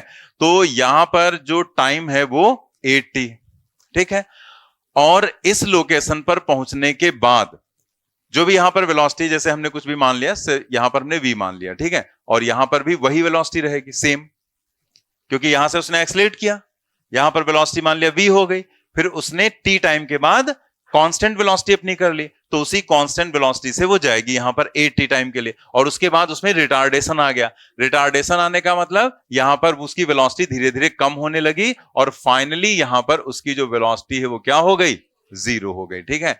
तो जो रिटार्डेशन है वो भी a मान रहे हैं, लेकिन रिटार्डेशन है तो उसको क्या लिखोगे, माइनस, ठीक है। एक्सलेशन, जैसे हम इक्वेशन ऑफ मोशन जब यूज करते हैं v बराबर u प्लस at, तो उसमें अगर एक्सलेशन है तो उसको प्लस ले लेते हैं और रिटार्डेशन है तो रिटार्डेशन का मतलब वेलोसिटी के अपोजिट हो जाएगा a, तो उसको हम माइनस में ले लेंगे, माइनस a। जो उसने यहां पर कहा है कि ये जो वेलोसिटी, मैक्सिमम वेलोसिटी उसने अचीव की है स्पीड, वो 60 किलोमीटर पर आवर है, ठीक है। तो ये जो v है यही यहां पर हो जाएगा 60 किलोमीटर पर आवर, ये हो जाएगा 60 किलोमीटर पर आवर। अब इसमें आपके सामने 2-3 प्रॉब्लम्स आ रही होंगी, ठीक है। पहली प्रॉब्लम कि हमने दोनों जगह पर एक्सलेशन जो है उसका मैग्नीट्यूड सेम क्यों लिया है। एक जगह हमने a लिया और दूसरी जगह माइनस a लिया। एक प्रॉब्लम आपके सामने ये आ रही होगी, ठीक है। और दूसरी प्रॉब्लम आपके सामने आ रही होगी कि हमें कैसे पता चल गया कि यही v 60 होगा, यहां से यहां तक ये 60 होगा, कहीं और भी तो हो सकता है, ठीक है। तो अब इन्हीं दोनों क्वेश्चंस को पहले हम लोग अपने दिमाग में सॉल्व कर लें, मतलब इस चीज को समझ लें। देन क्वेश्चन में कुछ बचा ही नहीं, यहां पर 80 था, यहां पर भी जो टाइम है वो तो t ही रहेगा, t 80 और t था ना, ठीक है। 3 सेक्शन थे, एक ये सेक्शन हो गया, एक ये सेक्शन हो गया। तो पहला क्वेश्चन हम लोग इसका सॉल्व करते हैं कि 60 किलोमीटर यहां पर कैसे है। तो अब देखो जरा, उसने क्वेश्चन में क्या कहा, उसने कहा maximum speed attained be 60 kilometre per hour, मतलब ट्रेन ने एक स्टेशन से दूसरे स्टेशन के बीच जो मैक्सिमम स्पीड गेन की है वो 60 है। अब आप सोचो जरा कि ट्रेन ने चलना स्टार्ट किया था तो वो एक्सेलरेट कर रही थी पहले, ठीक है, मतलब उसकी स्पीड लगातार बढ़ रही थी। इतनी बात समझ में आ रही ना, एक्सेलरेट कर रही थी तो स्पीड लगातार उसकी बढ़ रही थी, स्पीड बढ़ रही थी। देन उसने कहा कि वो कांस्टेंट वेलोसिटी से चलने लगी टी टाइम के बाद। तो वेलोसिटी मतलब यहां से यहां तक वेलोसिटी उसकी बढ़ रही थी या स्पीड बढ़ रही थी, और इस लोकेशन पर पहुंचने के बाद उसने अपनी स्पीड को कांस्टेंट कर दिया, मतलब जो स्पीड यहां पर आ गई फिर वो कांस्टेंट रहेगी, और वो स्पीड कांस्टेंट यहां से यहां तक मेंटेन रहेगी, मतलब अगर यहां v है तो यहां भी v ही रहेगा। और उसके बाद रिटार्डेशन आ जा रहा है, तो क्या रिटार्डेशन में भी वेलोसिटी बढ़ेगी, घटेगी ना। इसका मतलब इसी लोकेशन पर जो उसकी वेलोसिटी रही होगी वो मैक्सिमम वेलोसिटी रही होगी, मतलब यहां से उसने एक्सलेट करना स्टार्ट किया और यहां पर उसकी मैक्सिमम वेलोसिटी हो गई, तो उसी वेलोसिटी से वो 80 टाइम के लिए चली और देन वेलोसिटी कम होना स्टार्ट हुई और फाइनली क्या हो गया, 0। तो एक बात क्लियर हो गई ना कि ये वेलोसिटी और ये वेलोसिटी ही 60 होगी, ठीक है। अब दूसरा पॉइंट कि यहां a और यहां माइनस a क्यों मान लिया, क्योंकि उसने क्वेश्चन में तो ऐसा कहीं दिया नहीं था, उसने तो कह दिया था पहले वो एक्सलेट करती है और फिर रिटार्ड करती है यूनिफॉर्मली, उसने ये तो कहा नहीं था कि एक्सलेशन रिटार्डेशन बराबर है, तो हमने बराबर कैसे मान लिया। आप देखो, जब आपने इतना समझ लिया तो एक्सलरेशन का मतलब या रिटार्डेशन का मतलब rate of change of velocity होता है, यानी कि जो change in velocity upon time interval है वो अगर दोनों जगह सेम है तो ए की वैल्यू भी तो सेम होगी, साइन अलग अलग होगा, वेलोसिटी बढ़ेगी तो प्लस और वेलोसिटी घटेगी तो माइनस, लेकिन वैल्यू तो सेम होगी। अब जरा यहां देखो, 0 से 60 गए हैं कितने समय में, टी, यानी कि चेंज 60 का हुआ टी टाइम में। और यहां भी देखो 60 से कहां गए 0, चेंज 60 हुआ, यानी कि दोनों जगह मैग्नीट्यूड चेंज इन वेलोसिटी का सेम ही तो रहेगा, इसीलिए सेम एक्सलेशन दोनों जगह माना गया। बात समझ में आ गई सारी? तो अब पूरा क्वेश्चन क्लियर होगा। तो ये क्वेश्चन हमें कई चीजें सिखा रहा है, ठीक है, तो इसीलिए क्वेश्चन को समझना जरूरी था कि क्वेश्चन में क्या था। अब जैसे मान लिया अभी हम लिख देते बस खाली ऐसे ऐसे, तो वही चीजें सब हमारे अनक्लियर रहती, लेकिन सारी चीजें आपको बता दी गई, ठीक है, कि क्या क्या यहां पर चीजें दी गई थी, कैसे हमने चीजों को समझा, कैसे हमने इस डेटा को देखकर समझ लिया, कैसे इसको देखकर समझ लिया कि क्या है। तो बात सारी चीजें क्लियर होगी ना, ठीक है, कोई कंफ्यूजन हो तो पूछ सकते हैं। अब यहां कुछ नहीं बचा, क्वेश्चन में कुछ नहीं था, इतना एक बार आपने कर लिया, देन उसने आपसे वी एवरेज ही तो पूछा है। तो वी एवरेज क्या हो जाएगा, total displacement upon total time. आप एक काम करो, यहां पर मान लो S1, यहां पर मान लो S2, यहां पर मान लो S3, ठीक है। अब आप यहां पर लिख सकते हैं S1 plus S2 plus S3 और divided by total time, T plus 8T and plus T। आप देखो S1 लिखना है, एक्सलेशन है, ए एक्सलेशन हमने माना है, टाइम कितना है T। तो अगर आपको टाइम और S की बात कह दी उसने तो कौन सी इक्वेशन, सेकेंड, टाइम और S सेकेंड इक्वेशन में ही तो आता है। तो हम लोग यूज करेंगे UT, तो U तो है 0, ठीक है, तो हम लिखेंगे 0 प्लस हाफ AT स्क्वायर, ठीक है, प्लस यहां पर अगर आप देखो तो वेलोसिटी कांस्टेंट है, तो जब वेलोसिटी कांस्टेंट होगी तो हम इक्वेशन ऑफ मोशन थोड़े यूज करते हैं, वो तो एक्सलेशन में होता है। जब वेलोसिटी कांस्टेंट होता है तब तो डायरेक्ट हम लोग लिखते हैं distance is equal to speed into time. तो यहां पर वेलोसिटी कांस्टेंट है तो स्पीड है 60 और टाइम है 80, तो S2 की वैल्यू क्या हो जाएगी 60 इंटू 80, ठीक है। देन प्लस यहां देखो रिटार्डेशन है, इनिशियल वेलोसिटी क्या है 60, UT minus half AT square हो जाएगा, ठीक है ना। तो U कितना है 60 T और माइनस हाफ AT स्क्वायर और नीचे क्या हो गया 10, ठीक है। आप यहां पर देखो ये हाफ AT स्क्वायर, ये हाफ AT स्क्वायर कैंसिल हो गया, ये कितना आ जाएगा 480 T और प्लस कितना 60T डिवाइडेड बाई 10T, ठीक है। तो 540 हो जाएगा ना, T divided by 10T that is equal to 54 kilometre per hour. ऐसे आंसर नोट कर लेंगे जल्दी से।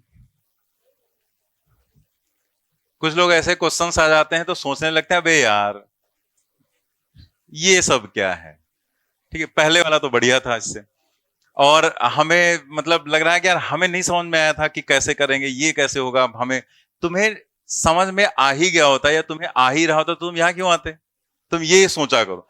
तो आप अगर देखो होता क्या है कि जब आप ऐसे कोई क्वेश्चंस आते हैं जिसमें बहुत चीजें ट्रिकी होती हैं, यूज की जाती हैं, लेकिन बहुत ज्यादा कैलकुलेशन नहीं होता है, ठीक है, तो आप ये सोचने लगते हैं यार ये तो कुछ आ ही नहीं रहा था, हम कैसे सोचेंगे, हम कैसे थिंक करेंगे, हमें तो आ ही नहीं रहा था, थिंक ही नहीं कर पा रहे थे, सर ने बताया तब समझ में आया। हाँ तो हम बताने के लिए ही हैं और तुम यहां पर समझने के लिए आए। तो आप अगर परेशान रहेंगे, ठीक है, अगर आप ये सब सोचेंगे जो अभी हम बता रहे थे, ठीक है, कि यार हम कैसे सोचेंगे, हमें तो आ ही नहीं रहता, हम थिंक कैसे करेंगे, इतना बड़ा कॉम्प्लिकेटेड हो गया, ये सोचोगे हमेशा परेशान रहोगे। ये सोचो कि आपको नहीं आ रहा था तो आपने इस क्वेश्चन में क्या क्या सीखा, ठीक है, वो चीज आपको सोचनी है, ना कि ये सोचना है कि हमें ये नहीं आ रहा था, वो नहीं आ रहा था, हम थिंक नहीं कर पा रहे थे। डिपेंड करता है सिर्फ आपकी सोच कैसी, आपकी थिंकिंग कैसी है। तो आपको अगर खुश रहना है, ठीक है, तो ये सोचो कि ये क्वेश्चन तुम्हें कठिन नहीं लगना चाहिए, ये क्वेश्चन तुम्हें बढ़िया लगना चाहिए, ये क्वेश्चन तुम्हें बेकार लगना चाहिए। ये तो आसानी समझ में आ गया था, इसमें कुछ था ही नहीं, ठीक है, ये तो नहीं भी कराते तब भी कोई, इसमें तुमने क्या सीखा, पीछे बता दिया था वही अप्लाई करा दिया, लेकिन अप्लाई कराना जरूरी था क्योंकि वो चीज हमने सिखाई थी तो बताना जरूरी था, ठीक है। इससे पहले वाला जो क्वेश्चन था ये बढ़िया था, इससे पहले वाला जो ये वाला क्वेश्चन था इसमें क्या था, ये तो बेकार क्वेश्चन था ना, ठीक है, इसमें क्या तुम इसको लगा के खुश हो जाते हो, ठीक है, इसमें कुछ था ही नहीं तो हमने बता दिया ऐसे तुम्हें थोड़ा सा खुश करने के लिए। कि u प्लस भी देखो हमने तुम्हें पढ़ाया था, आ गया तुम्हारा क्वेश्चन। ठीक है, तो इसमें खुश नहीं होना है, इसको तो तुम बेकार ही मानो। जो तुमसे हो जाए वो बेकार, जो ना हो वही बढ़िया। जो ये क्वेश्चन था, अब इसमें कई लोगों को प्रॉब्लम हुई होगी, जब आपको समझाया गया तो आपको समझ में आया, तब आपको लगा हाँ कुछ तो हमने सीखा, पैसे दिए हैं तो कुछ मिला हमें। ठीक है, इसके बाद ये क्वेश्चन देखा, इसमें और हमारा दिमाग खराब हुआ।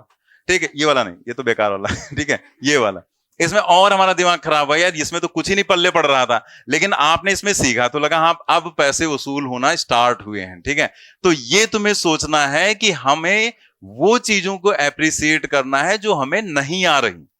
जो तुम्हें आसानी से आ जा रहा है वो तुम्हें कुछ नहीं सिखाता है। ठीक है, वो तो तुम्हें पता ही चल जाता है कि कैसे कैसे हमें करना है।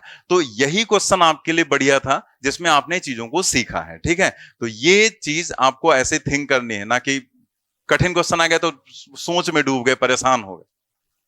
आगे बढ़ते हैं, देखते हैं इसमें पैसा वसूल होगा कि नहीं। A car is moving with constant acceleration, covers 2 successive kilometers in 30 seconds and 20 seconds. Find the acceleration of the car. देखो हर क्वेश्चन में आपको कोई ट्रिक नहीं समझाई जाएगी और ना हर क्वेश्चन में कोई ट्रिक होती है। ठीक है, हर क्वेश्चन में कोई ट्रिक लगेगी भी नहीं।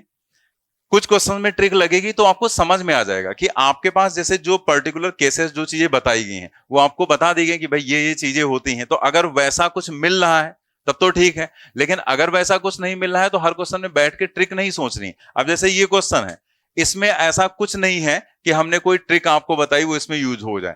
सीधे सीधे उसने कह दिया car is moving with constant acceleration, covers 2 successive kilometres का मतलब लगातार के किलोमीटर। ठीक है, 2 लगातार के किलोमीटर्स वो कवर कर रही है 30 सेकेंड और 20 सेकेंड में।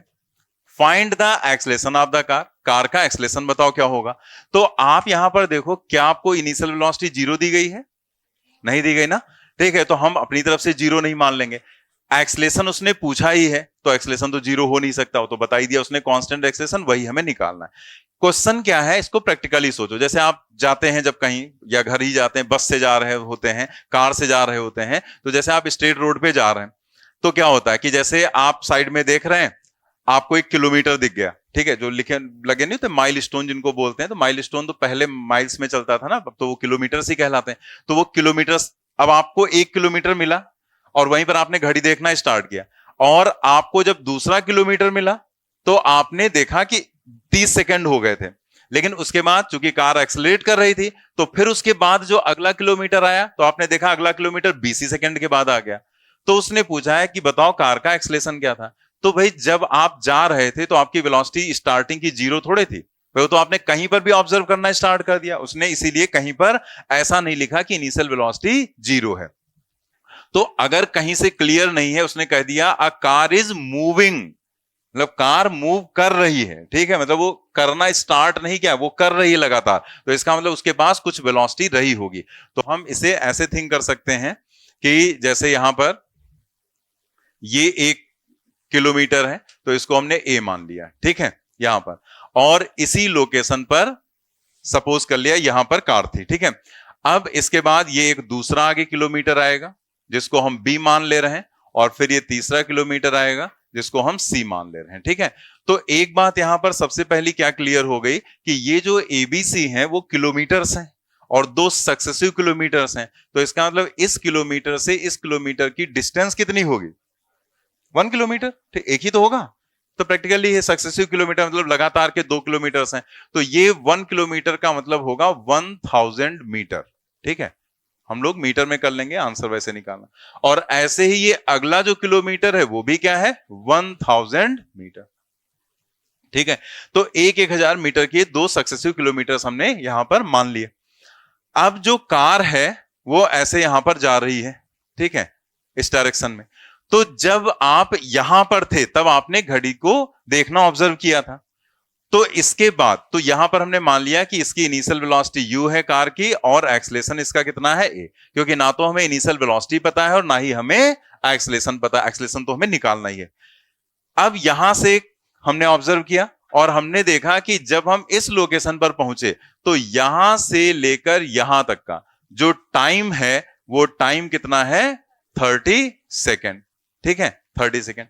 टी ना लिखें, ऐसे लिख देते हैं, बस टाइम ही लिख देते हैं यहां पर।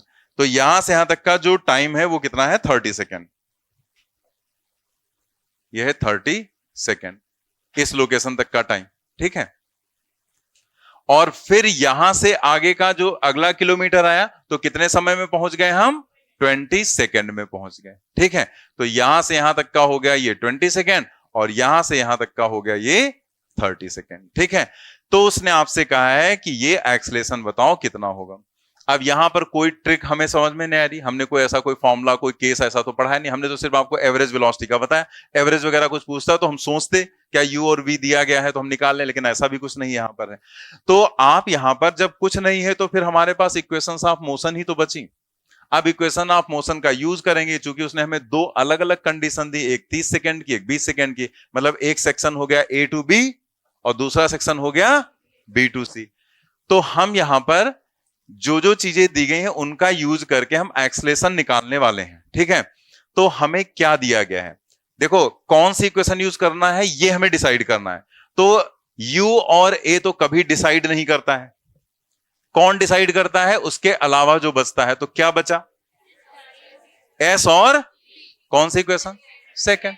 समझ में आ गई बात कि अगर आप देखो तो u और a तो डिसाइड नहीं करेगा, s और t है, तो s और t का रिलेशन हमें यहां पर यूज करना है। यानी कि हम यूज करेंगे यहां पर by second equation, that is s is equal to ut plus half at square, ठीक है। s equal to ut plus half at square.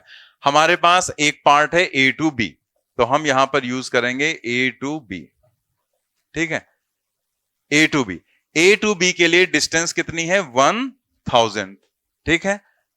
U हमें नहीं पता है तो U ही लिखेंगे, और टाइम कितना है 30 सेकेंड, प्लस हाफ एक्सेलरेशन हमें नहीं पता है वही निकालना है, टाइम कितना है 30 का स्क्वायर हो जाएगा, ठीक है।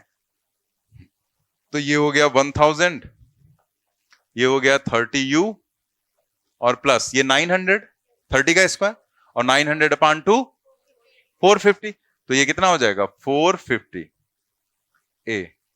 ये बन गई एक इक्वेशन, ठीक है। ऐसे ही हम बी टू सी के लिए दूसरी इक्वेशन बना लेंगे, दोनों को सॉल्व करके ए की वैल्यू निकालेंगे। पहले इतना नोट कर लो, आगे भी आपको दिमाग लगाना है सेकेंड इक्वेशन बनाने में, ठीक है।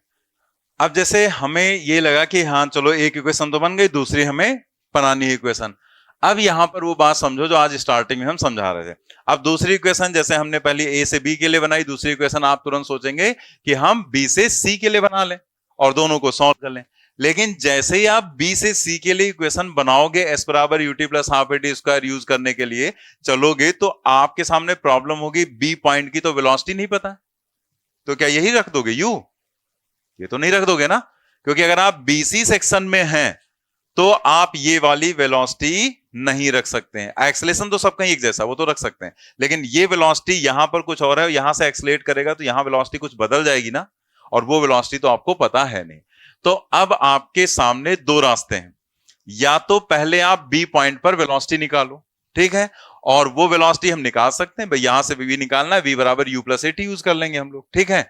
तो या तो आप ये काम करो, वी बराबर यू प्लस एटी निकाल के पहले वेलोसिटी निकालो, और फिर उस वेलोसिटी को यहां पर रखेंगे बीसी सेक्शन के लिए, तब हम UT plus half eighty square use करेंगे। तो आंसर तो आ जाएगा, काम तो हमारा हो जाएगा, बट थोड़ा सा कॉम्प्लिकेटेड ज्यादा हो जा रहा है, ठीक है।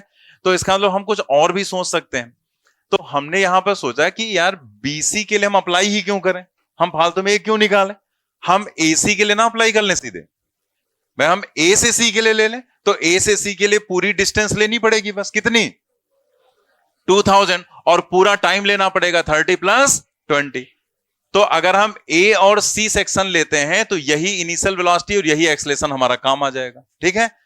तो अब तरीके दोनों थे आपके पास, लेकिन आपको यह सोचना था कि हम बीसी अगर कर रहे हैं, बी से सी तक के सेक्शन के लिए कर रहे हैं, तो प्रॉब्लम यह हो रही है कि हमें यहां की वेलोसिटी निकालनी पड़ रही, वो हमारा एक एक्स्ट्रा कैलकुलेशन हो जा रहा है, ठीक है। लेकिन अगर हम ए टू सी चूज कर रहे हैं तो हमारे लिए वो एक्स्ट्रा कैलकुलेशन से हम बच जा रहे हैं। तो अब आपने इसमें एक नई बात सीखी ना, कि हम ये नहीं कि अगर हम एक सेक्शन के लिए लगा रहे हैं तो अगले सेक्शन में ही हम कूद जाएंगे, अगले सेक्शन में जा सकते हो अगर आपके पास कोई प्रॉब्लम ऐसी नहीं है जिस तरह की यहां सिचुएशन आ रही। यहां की वेलोसिटी पता होती तो कोई दिक्कत नहीं थी, लेकिन वेलोसिटी नहीं पता है तो हमारे दिमाग में ये भी आ गया कि हम शुरुआत से भी ले सकते हैं, ठीक है, स्टार्टिंग से भी यहां तक का हम सेक्शन कंसीडर कर सकते हैं। तो हम लोग क्या करेंगे, बी टू सी की बजाय हम लोग यूज करेंगे ए टू सी, ठीक है, ये हमारे लिए ज्यादा आसान रहेगा।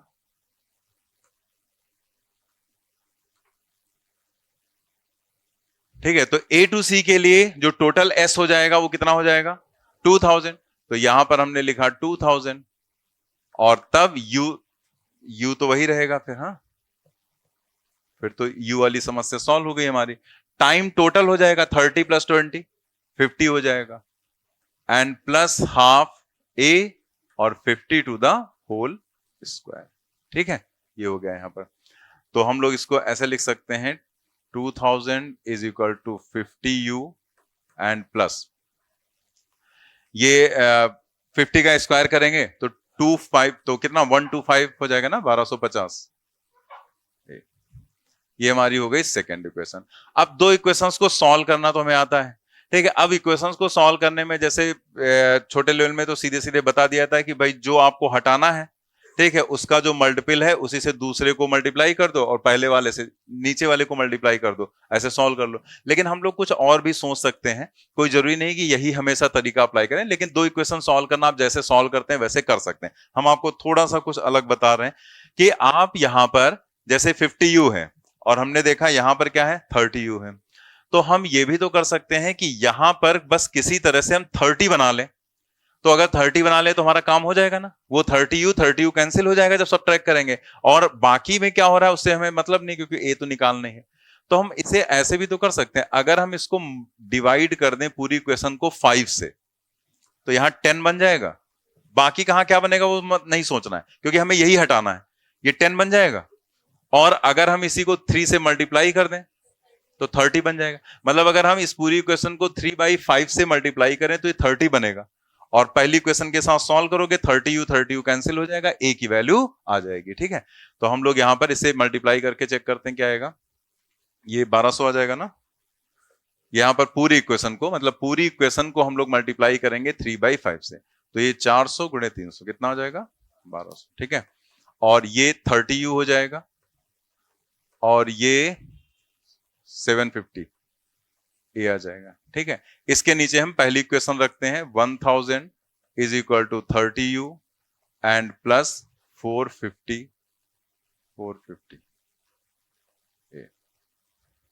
ये पहली इक्वेशन हो गई, ये तो ये दूसरी वाली है, ठीक है। तो अब आप यहां पर इसे सब्ट्रैक्ट कर लो, तो सब्ट्रैक्ट करने पर साइन चेंज हो जाते हैं, तो सारे नीचे प्लस हैं तो सब माइनस हो जाएंगे, तो ये कैंसिल हुआ, ये कितना आ गया 200, वो कितना है 300। a is equal to 200 divided by 300 that is 2 divided by 3 metre पर सेकेंड स्क्वायर। नोट कर लिया आपने, ठीक है, क्लियर हो गया ना। दो इक्वेशंस को बस सॉल्व करना था तो हमने 3/5 से मल्टीप्लाई करके इसको बना लिया और देन सब्ट्रैक्ट करके निकाल लिया यहाँ पर 2/3, ठीक है।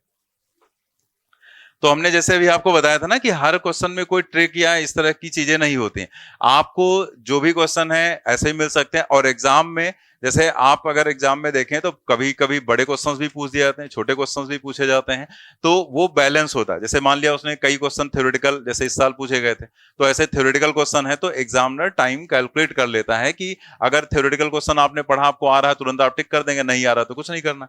तो उसमें टाइम कम लगता है तो उसके कंपैरिजन में दूसरे क्वेश्चन में आपको टाइम ज्यादा भी लग सकता है, ठीक है। तो वो बैलेंस करके पेपर बनाया जाता है। तो ऐसा नहीं कि इसमें बहुत ज्यादा कोई काम करना था, लेकिन हाँ समझना था तो वो चीजें आपको बता देंगे, ठीक है। तो लेकिन हर क्वेश्चन में कोई ट्रिक नहीं, जैसे पता लगा कुछ लोग यहीं पे बैठ के ट्रिक सोचने लगते हैं, यार इतना बड़ा है कुछ सोचते हैं, फिर उनको समझ में आ गया, कहा अगर हम ए बराबर लिखें final time divided by initial time, अबे क्या मस्त ट्रिक निकल सतीश सर फेल, कल से तुम हमारे पास पूरे हॉस्टल में घूम के बताएं। तो ये सब आपको नहीं करना, ये रैंडमली आ सकता है किसी भी क्वेश्चन में, वो सब हो सकता है, बट ऐसा कोई यहां पर ट्रिक नहीं है। ट्रिक होता तो हम तुम्हें बता देते ऐसा होगा तो ऐसा कर लेना, ठीक है। आगे बढ़ो, क्वेश्चन नंबर 18 पर आते हैं। A particle starts from the origin with a velocity of 10 meter per second and moves with a constant acceleration till the velocity increases to 50 meter per second. Again ध्यान से समझना है ये क्वेश्चन, इसमें भी कुछ है point. A particle starts from the origin with a velocity of 10 meter per second and moves with a constant acceleration till the velocity increases to 50 meter per second. अब इसमें आप बताओ, आप इनिशियल वेलोसिटी 0 लोगे या नहीं लोगे?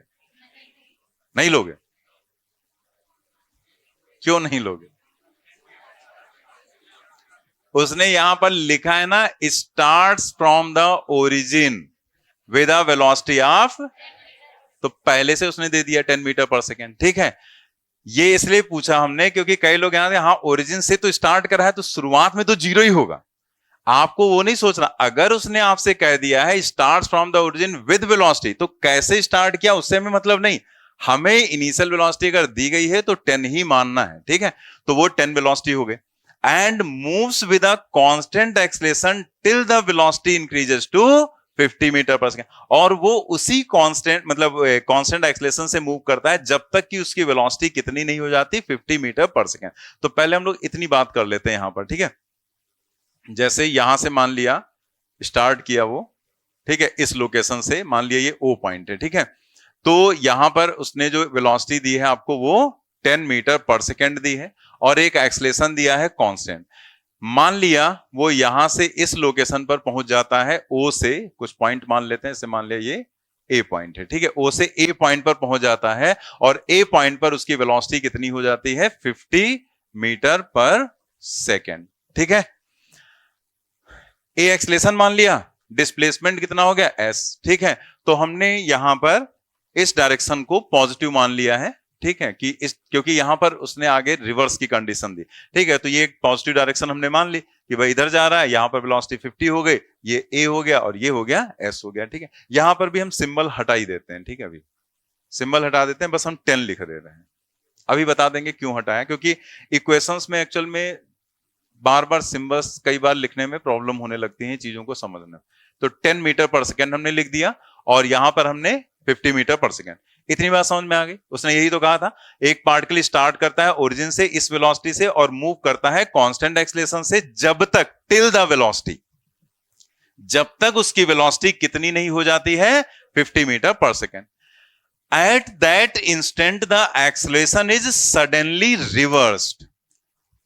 उसी इंस्टेंट पर जब उसकी वेलोसिटी 50 होती है, उसी इंस्टेंट पर सडनली एक्सेलरेशन को रिवर्स कर दिया जाता है, एकदम पलट दिया गया. तो मतलब यहां पर ये हुआ कि इस कंडीशन में जब वो पहुंचा तो यहीं पर एक्सेलरेशन को रिवर्स कर दिया गया. ठीक है, एक्सेलरेशन रिवर्स हो गया, मतलब इस डायरेक्शन में एक्सेलरेशन हो गया. तो अगर इस डायरेक्शन के एक्सेलरेशन को प्लस लेंगे तो इसे माइनस लेना पड़ेगा, क्योंकि हम दोनों डायरेक्शंस वहां पर इंक्लूड कर रहे हैं. ऐसा भी पिछले किसी भी क्वेश्चन में नहीं हुआ था. इस क्वेश्चन में हो गया कि ये भी कंडीशन है और उसके उल्टी भी कंडीशन है. तो अगर इसको प्लस ले रहे हैं तो अपोजिट वाली कंडीशन को फिर हम इस डायरेक्शन को फिर हमें क्या लेना होगा, नेगेटिव लेना होगा. ठीक है, ए पॉइंट पर पहुंचा. अब देखते हैं क्या यहां पर है. What will be the velocity of the particle when it returns to the starting point. अब पहले तो ये समझो कि भैया वो तो उधर जा रहा था, वो स्टार्टिंग पॉइंट पर कैसे आ गया. तो पहले तो हमें यही पल्ले पढ़ना चाहिए, तभी हम आगे कुछ सोच पाएंगे. तो एक तरह से वो ए पॉइंट पर, ओ से ए पॉइंट पर गया. उसने कहा कि जब वो स्टार्टिंग पॉइंट पर वापस आ जाएगा तब आपको बताना है कि उसकी वेलोसिटी क्या होगी. ठीक है, तो पहले तो हमें यह सोचना है कि वो स्टार्टिंग पॉइंट पर वापस कैसे आएगा, क्योंकि आपने यहां एक्सेलरेशन रिवर्स कर दिया है. एक्सेलरेशन एक तरह से फोर्स को ही रिप्रेजेंट करेगा, F बराबर ma के अकॉर्डिंग. तो मतलब ये हुआ कि वो जा ऐसे रहा था पहले, लेकिन ए पॉइंट पर पहुंचा तो पहले तो हम उसको धक्का दे रहे थे तो उसकी वेलोसिटी बढ़ती जा रही थी. लेकिन जैसे हम ए पॉइंट पर पहुंचे, हमने क्या किया, उसको उल्टा खींचना स्टार्ट कर दिया. उसी सेम फोर्स से, जो फोर्स हम उधर लगा रहे थे उल्टा हमने लगाना स्टार्ट किया. तो अगर हम उल्टा फोर्स लगाएंगे तो क्या वो तुरंत इधर चल देगा? पहले वो आगे जाएगा, धीरे धीरे उसकी वेलोसिटी कम होगी और फिर उसकी वेलोसिटी कहीं जाकर 0 हो जाएगी. देन वो वहां से रिटर्न होगा, क्योंकि हम फोर्स तो लगाते ही जा रहे हैं, हमने उसको बस रिवर्स कर दिया लेकिन हम 0 नहीं कर रहे हैं. तो उसको हमने फोर्स वापस दे रखा है उल्टा. तो वो धीरे धीरे उसकी वेलोसिटी 0 होगी और वो रिटर्न होकर चलना स्टार्ट कर देगा। तो जब वो वापस आएगा, तो जब वो पार्टिकल अब उसको थोड़ा सा नीचे दिखा देते हैं, ठीक है, जब वो इस लोकेशन पर आएगा, मतलब यहां से वो रिटर्न होकर ये वापस आ रहा है यहां पर, और रिटर्न होकर जब यहां आएगा तो उसने पूछा है इस पॉइंट पर उसकी वेलोसिटी क्या होगी। इसको कुछ सिंबल बना देते हैं v0, ठीक है। तो इतनी बात समझ में आ गई। ओ से ए एक कंडीशन, ए से ओ दूसरी कंडीशन, ठीक है। अब यहां पर इक्वेशन अप्लाई करने में होती है प्रॉब्लम। कैसी प्रॉब्लम होगी वो समझो पहले। ओ से ए में कोई दिक्कत नहीं होगी तुम्हें, पहली कंडीशन तो यही ना, ओ टू ए। आपको टाइम दिया गया है, कौन सी इक्वेशन? टाइम नहीं दिया गया तो थर्ड इक्वेशन यूज करेंगे ना। तो हम यूज करेंगे ओ two a by v square is equal to you square plus 2as, ठीक है। v की जगह पर हम रखेंगे यहां पर फाइनल वेलोसिटी, मतलब o से a। तो o से a का मतलब ये हमारा फाइनल होगा और ये इनिशियल होगा। तो v की जगह रखेंगे हम 50 और u की जगह पर हम रखेंगे 10 और प्लस 2, और a और s दोनों ही प्लस में है, ठीक है, उस डायरेक्शन में। तो यहां से हमें अलग अलग तो कुछ नहीं मिलेगा, लेकिन 2as की वैल्यू मिल जाएगी, ठीक है। तो हमें 2as की वैल्यू मिल जा रही है, 50 का स्क्वायर हो गया 2500 और माइनस 100, तो 2400। ये वैल्यू हमें 2as की वैल्यू मिल गई, ठीक है। तो अब और तो कुछ होना नहीं है, इसके अलावा तो कुछ मिलना नहीं, तो चलो ठीक है, यहीं पर छोड़ देते हैं। अब हमारे पास दूसरी कंडीशन क्या है, यहां पर उसने रिवर्स कर दिया। अब रिवर्स कर दिया तो वो ए से किधर आएगा, ओ पर। तो हमारे पास इनिशियल पॉइंट क्या है, अब ए से ओ पर आएगा, लेकिन वो कहां से होकर आएगा, आगे जाकर फिर लौट कर आएगा।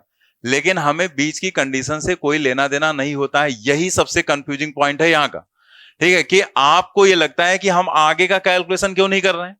तो आपको जो इक्वेशंस बताई गई हैं उसमें दो ही पॉइंट तो लिए जा रहे हैं, इनिशियल और, तो हमने यहां पर रिवर्स किया है, तो ए हमारा इनिशियल पॉइंट हो गया और फिर उसके बाद वो आगे गया वापस आया, लेकिन हमारा फाइनल पॉइंट क्या है, ओ। तो हमारे पास दोनों पॉइंट तो प्रेजेंट है, बीच में क्या हो रहा है हमें क्या लेना देना, ठीक है, बीच में कुछ भी करें। तो जैसे अगर कोई बॉडी यहां से ए से बी तक जाती है, तो यहां पर वेलोसिटी u है, यहां पर वेलोसिटी v है। अगर आप कोई इक्वेशन लगाते हैं तो यही दोनों वेलोसिटीज तो लेते हैं। अगर यहां 10 मीटर पर सेकंड है, यहां 50 हो गया, तो बीच में कहीं 30 भी हुआ होगा, 35 भी हुआ होगा, 40 भी हुआ होगा, लेकिन उसकी हम बात तो नहीं करते ना। तो बीच के पॉइंट्स की बात हम नहीं करते। अगर कोई पार्टिकल यहां से यहां तक वापस आ रहा है घूमकर, ठीक है, अगर हमें डिस्प्लेसमेंट चाहिए तो डिस्प्लेसमेंट यही तो होता है कि ये पूरा डिस्प्लेसमेंट होता है। तो हम डिस्टेंस की बात ही यहां पर नहीं करते हैं, किसकी बात करते हैं, डिस्प्लेसमेंट। क्योंकि इक्वेशन ऑफ मोशन में जो एस है वो क्या है, डिस्प्लेसमेंट है, डिस्टेंस नहीं है, ठीक है। तो ये चीज ध्यान देना है यहां पर कि आगे क्या हुआ, कैसे हुआ, कहां गया, कहां से आया, उससे हमें कोई मतलब नहीं। हमें ए टू ओ चाहिए। तो जब ओ टू ए था तो ये हमारा इनिशियल पॉइंट था और ये हमारा फाइनल पॉइंट। लेकिन जब ए टू ओ की बात कर रहे हैं तो ये हमारा फाइनल पॉइंट होगा और ये हमारा इनिशियल पॉइंट। अगेन हमें टाइम तो दिया नहीं गया, फिर से हम इक्वेशन यूज करेंगे, कौन सी, यही, by v square is equal to you square plus 2as। v final velocity, यहां पर ये फाइनल है ना, तो फाइनल वेलोसिटी यहां पर v0, ये तो हमें निकालना ही है भाई। जब वो लौट कर आ रहा तो यहां वेलोसिटी 10 थोड़े हो जाएगी, 10 से ज्यादा हो जाएगी, क्योंकि उल्टा आना स्टार्ट करेगा ना, पहले उसकी वेलोसिटी 0 होगी, फिर उधर से आएगा तो उसकी वेलोसिटी बढ़ती चली जाएगी, ठीक है।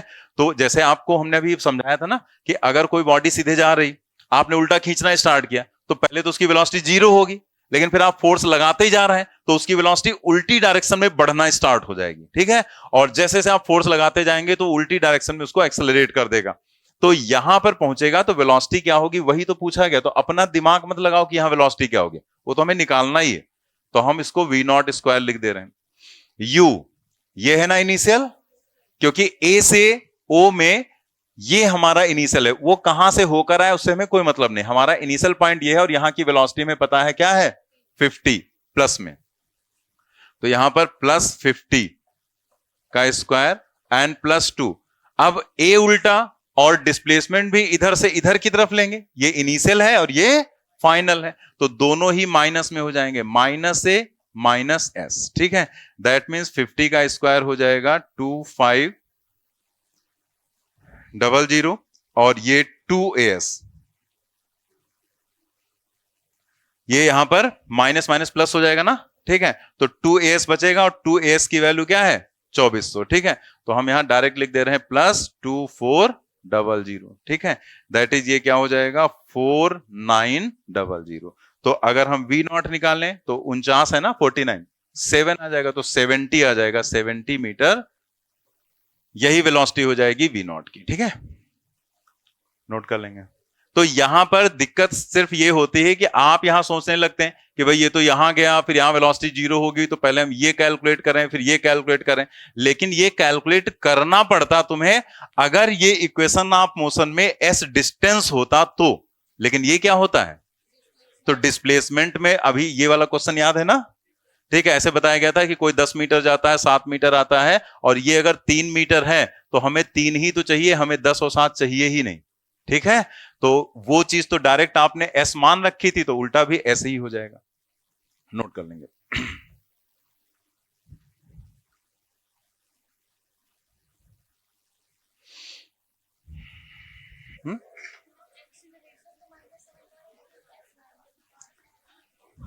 यहां से देखेंगे ना डिस्प्लेसमेंट, ठीक है। तो जैसे पहले इधर से देख रहे थे तो इधर से इस डायरेक्शन को प्लस में माना था, तो इनिशियल टू फाइनल इधर, डिस्प्लेसमेंट जब आप लेते हैं तो इनिशियल टू फाइनल लेते हैं ना, तो इनिशियल टू फाइनल इधर ले रहे हैं तो प्लस में होगा, डिस्प्लेसमेंट प्लस माइनस कैसा भी हो सकता है ना। तो अब इनिशियल पॉइंट हमारा ये होगा, तो इनिशियल टू फाइनल तो वो माइनस में हो जाएगा एस, ठीक है। जो भी क्वेश्चन तुमको समझाए जा रहे हैं, ठीक है, अभी जैसे हमने आपको पहले बताया था कि अभी आप टाइम मत देखो कितना समय, जैसे हम नहीं देखते हैं कितने क्वेश्चन किए कितने क्वेश्चन लगवाए आज हमने, हम कुछ देखते नहीं शुरुआत में, ठीक है, कोई, क्योंकि उससे कोई मतलब ही नहीं रहता है, क्योंकि अभी हम सीख रहे हैं, उसमें कई चीजें बतानी रहती हैं। तो आप भी ऐसे ही घर पे जाके रिवाइज करो, ठीक है। मतलब ये नहीं कि बैठ के देख रहे हैं कि यार इतने समय में इतने क्वेश्चन हुए, हमारा क्वेश्चन 1 मिनट में क्यों नहीं हुआ, तो 1 मिनट में अभी नहीं होगा, बाद में होगा, अभी तो आपको उस पर टाइम देना है, सीखना है सारी चीजें, तो जैसे बताया जाता है वैसे आप सीखो। तो चलिए हम लोग नेक्स्ट क्वेश्चन पर आते हैं। A body starts from rest with an uniform acceleration if its velocity after n second is v। अब देखो इसमें उसने क्लियर कर दिया, body starts from rest with an uniform acceleration, again constant acceleration है, if its velocity after n second is v, then its displacement in the last 2 second is. तो last 2 second में यहां पर उसका डिस्प्लेसमेंट क्या होगा ये आपको निकालना है। अब आपको याद आया हमने लास्ट 2 सेकेंड वाला ऐसा ही कोई कॉन्सेप्ट आपको समझाया था जब हम एसएन वाला क्वेश्चन समझा रहे थे, ठीक है, मतलब वो डेरिवेशन आपको समझा रहे थे एसएन वाला, कि अगर आपसे कहा जाए इतने समय में 10 सेकेंड में, तो लास्ट के 3 सेकेंड में पूछा गया तो इधर 7 लिख लो, 10 में निकाल लो, 7 में निकाल लो, सब्ट्रैक्ट कर लो, इधर का आपको पता चल जाएगा। वही कॉन्सेप्ट यहां पर आपको यूज कर लेना है। तो जैसे आप यहां पर देखो कि बॉडी ने रेस्ट से स्टार्ट किया, u इज इक्वल टू 0, उसने यहां पर एक्सलेशन कांस्टेंट का है, कुछ मान ले रहे हैं अभी फिलहाल a, क्योंकि हमें पता तो है नहीं। If its velocity after n second is v, n second के बाद इसकी जो वेलोसिटी है वो v के बराबर है, तो यहां पर v मान लिया, और यहां से यहां तक का जो टाइम है वो क्या हो गया n सेकेंड हो गया, ठीक है, n सेकेंड लिख देते हैं, s से कंफ्यूजन हो सकता है, ठीक है, n सेकेंड का टाइम हो गया। अब उसने आपसे कहा क्या है लास्ट के 2 सेकेंड में बताओ, तो लास्ट के 2 सेकेंड का मतलब ये, जैसे यहां से यहां तक का n सेकेंड हो गया, ये लास्ट के 2 सेकेंड हमने इमेजिन कर लिए, ठीक है।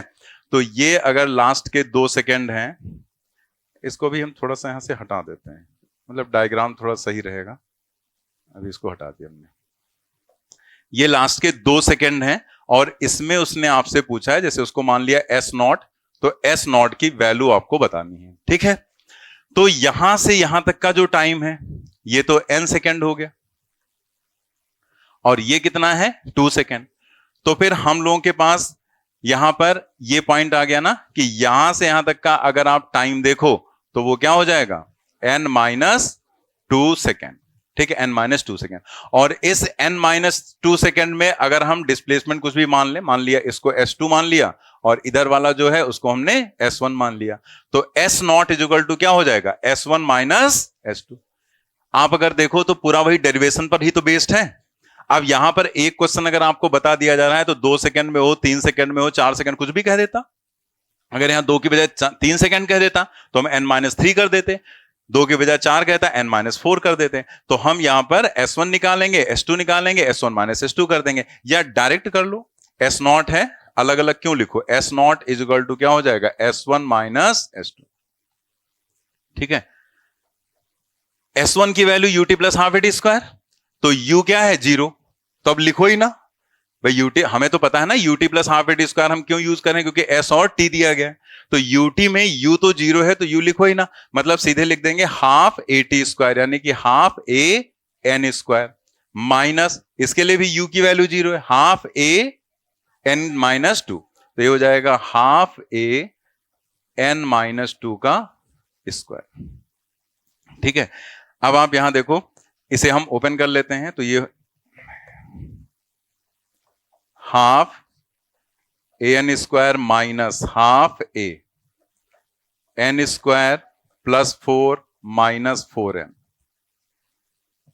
एन स्क्वायर प्लस 4 माइनस, वही formula a minus B to the whole square, A square plus B square minus 2ab। इसे ओपन करते हैं तो यहां पर क्या आ जाएगा, half A N square minus half A N square and minus से आ जाएगा हाफ ए।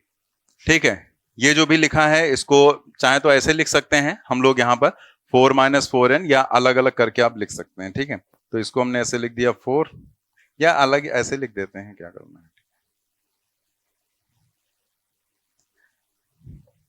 माइनस हाफ ए, और ये ऐसे लिख देते हैं, इसमें से 4 कॉमन करके, तो 1 माइनस n इंटू 4 आ जाएगा। ठीक है, समझ गए ना, मैंने ओपन किया और इसको एक ही में रख लिया यहां पर। ठीक है, मतलब यहां माइनस हाफ है, 4 माइनस 4n, तो उसमें से 4 कॉमन ले लिया, वो आप अपने हिसाब से कैलकुलेट कर सकते हैं, कोई ऐसी प्रॉब्लम। ये दोनों कैंसिल हो गए, 2, तो यहां पर क्या आ जाएगा, आगे आगे लिख देते हैं, देखें आगे जगह है कि नहीं, क्या हो गया, खत्म हो गया क्या, चलो इधर लिख देते हैं साइड में।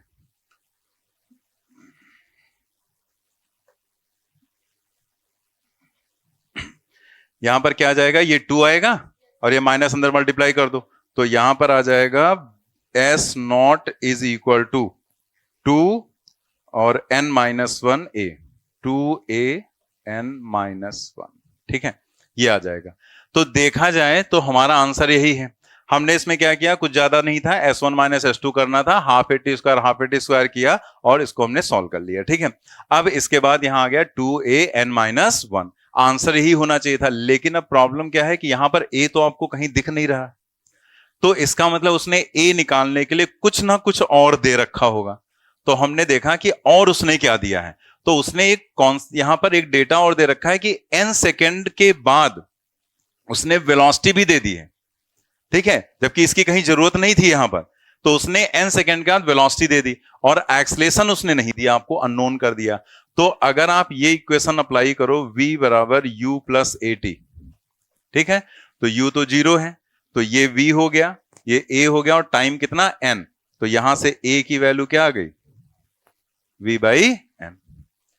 मतलब अगर कोई चीज अननोन है तो कुछ ना कुछ तो उसने दिया होगा ना वो निकालने के लिए, तो हमें एक्सलेशन नहीं पता था, तो उसने एक्सलेशन निकालने के लिए दे दिया कि t टाइम के बाद, t का मतलब n टाइम के बाद वेलोसिटी इतनी है, तो n टाइम के बाद अगर वेलोसिटी दी गई है आपको तो एक्सलेशन पता चल जाएगा ना, बस ये वैल्यू आप यहां रख दो, तो 2v n-1 and divided by n, हमने a की जगह v बाई n रख दिया, तो कौन सा आंसर हो जाएगा, फोर्थ हो जाएगा 2v n-1 अपॉन n। लिख लिया ना आपने। चलिए नेक्स्ट क्वेश्चन पर आ जाते हैं। अब देखो नेक्स्ट क्वेश्चन जो 20 नंबर है उसको करने से पहले हम लोग एक चीज और समझ लेते हैं, फैक्टर्स करना, क्योंकि उसकी जरूरत पड़ती है। तो कुछ लोगों को फैक्टर्स करना आते रहते हैं, कुछ लोगों को नहीं आ रहे होते हैं फैक्टर्स करना, तो वो हमें समझना और उसका एक ट्रिक भी समझना है। तो पहले तो हम उसका डिटेल्ड मेथड आपको बताएंगे, क्योंकि एक बार कोई चीज की, किसी चीज की ट्रिक समझने से पहले डिटेल मेथड जानना जरूरी है। और देन हम लोग उसको शॉर्ट ट्रिक से करेंगे, लेकिन ट्रिक भी में भी थोड़ा सा दिमाग लगाना ही पड़ जाता है। तो हम लोग बस उसको शॉर्ट में लिखना सीख लेते हैं उसी ट्रिक को। तो फैक्टर्स करना बता देते हैं। वैसे कितने लोगों को आता है फैक्टर करना? काफी लोगों को तो आ रहा है, काफी लोगों को नहीं आ रहा है। चलो ठीक है, जिन लोगों को आ रहा है नोट कर लेना। तो हम लोग यहां पर कुछ एग्जाम्पल्स के थ्रू कर लेंगे। और देखो जो हम बताने जा रहे हैं, तो ये फैक्टर्स पूरी फिजिक्स में बहुत जगह पर यूज होते रहते हैं, इस तरह की इक्वेशन, उनके फैक्टर्स करना। तो आपको वो आना चाहिए, तो फिर इसकी प्रैक्टिस कर लेना। हम 2-3 एग्जाम्पल्स यहां पर करके आपको समझाने जा रहे हैं, ठीक है? तो हम लोग लेते हैं कि एग्जाम्पल यहां पर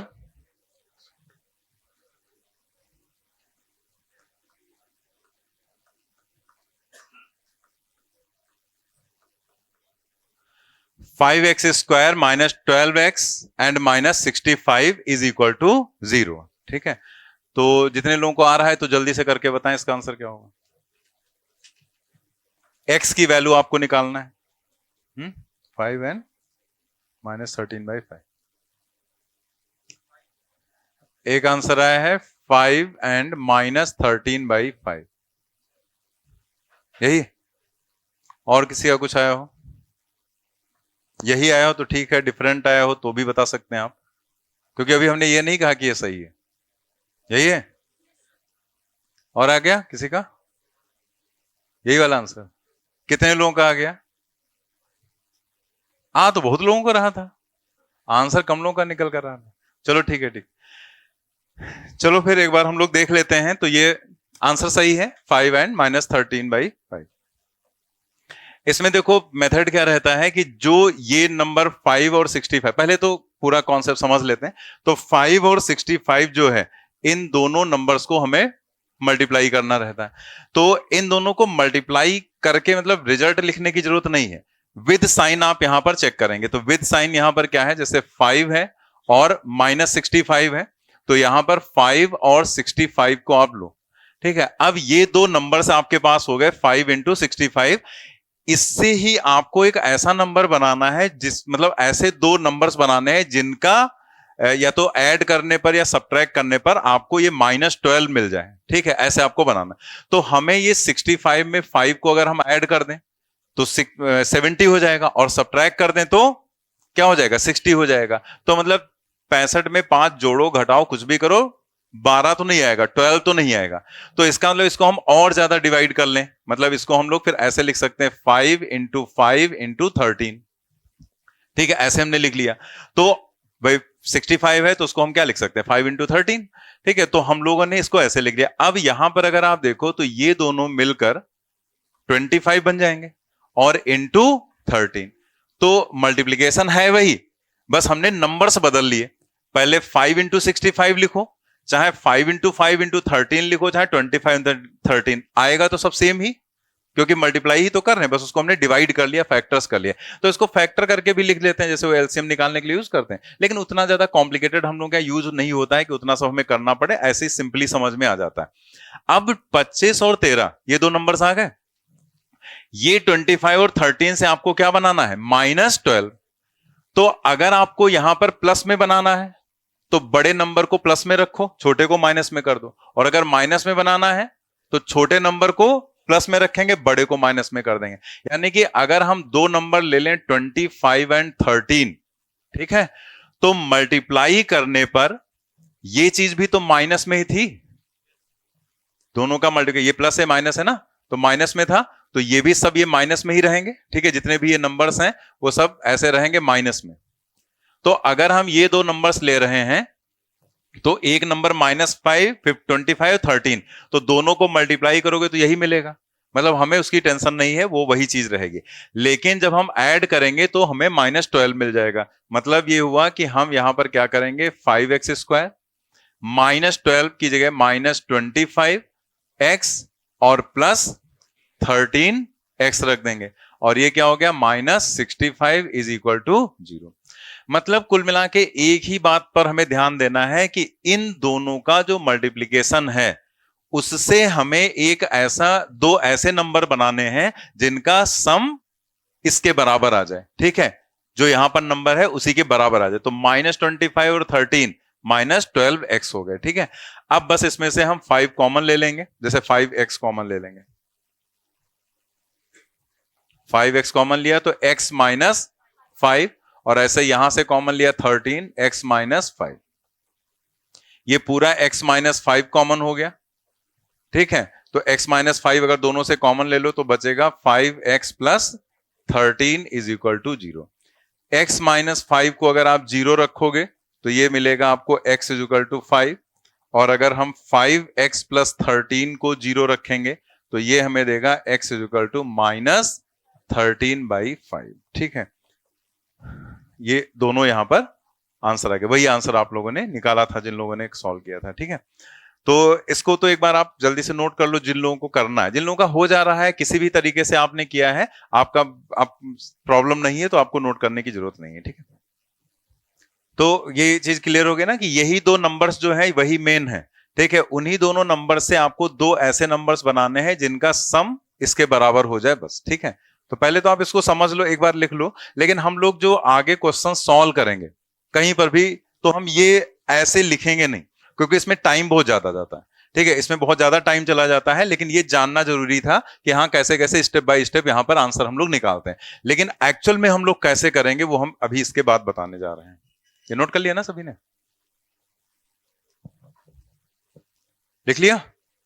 तो हम लोग इसी क्वेश्चन को करेंगे फिर से, और जो अब मेथड बताने जा रहे हैं उसी तरीके से हम लोगों को आगे करना है। तो 5x², यही फिर से हम लिखेंगे, 5x² -12x एंड -65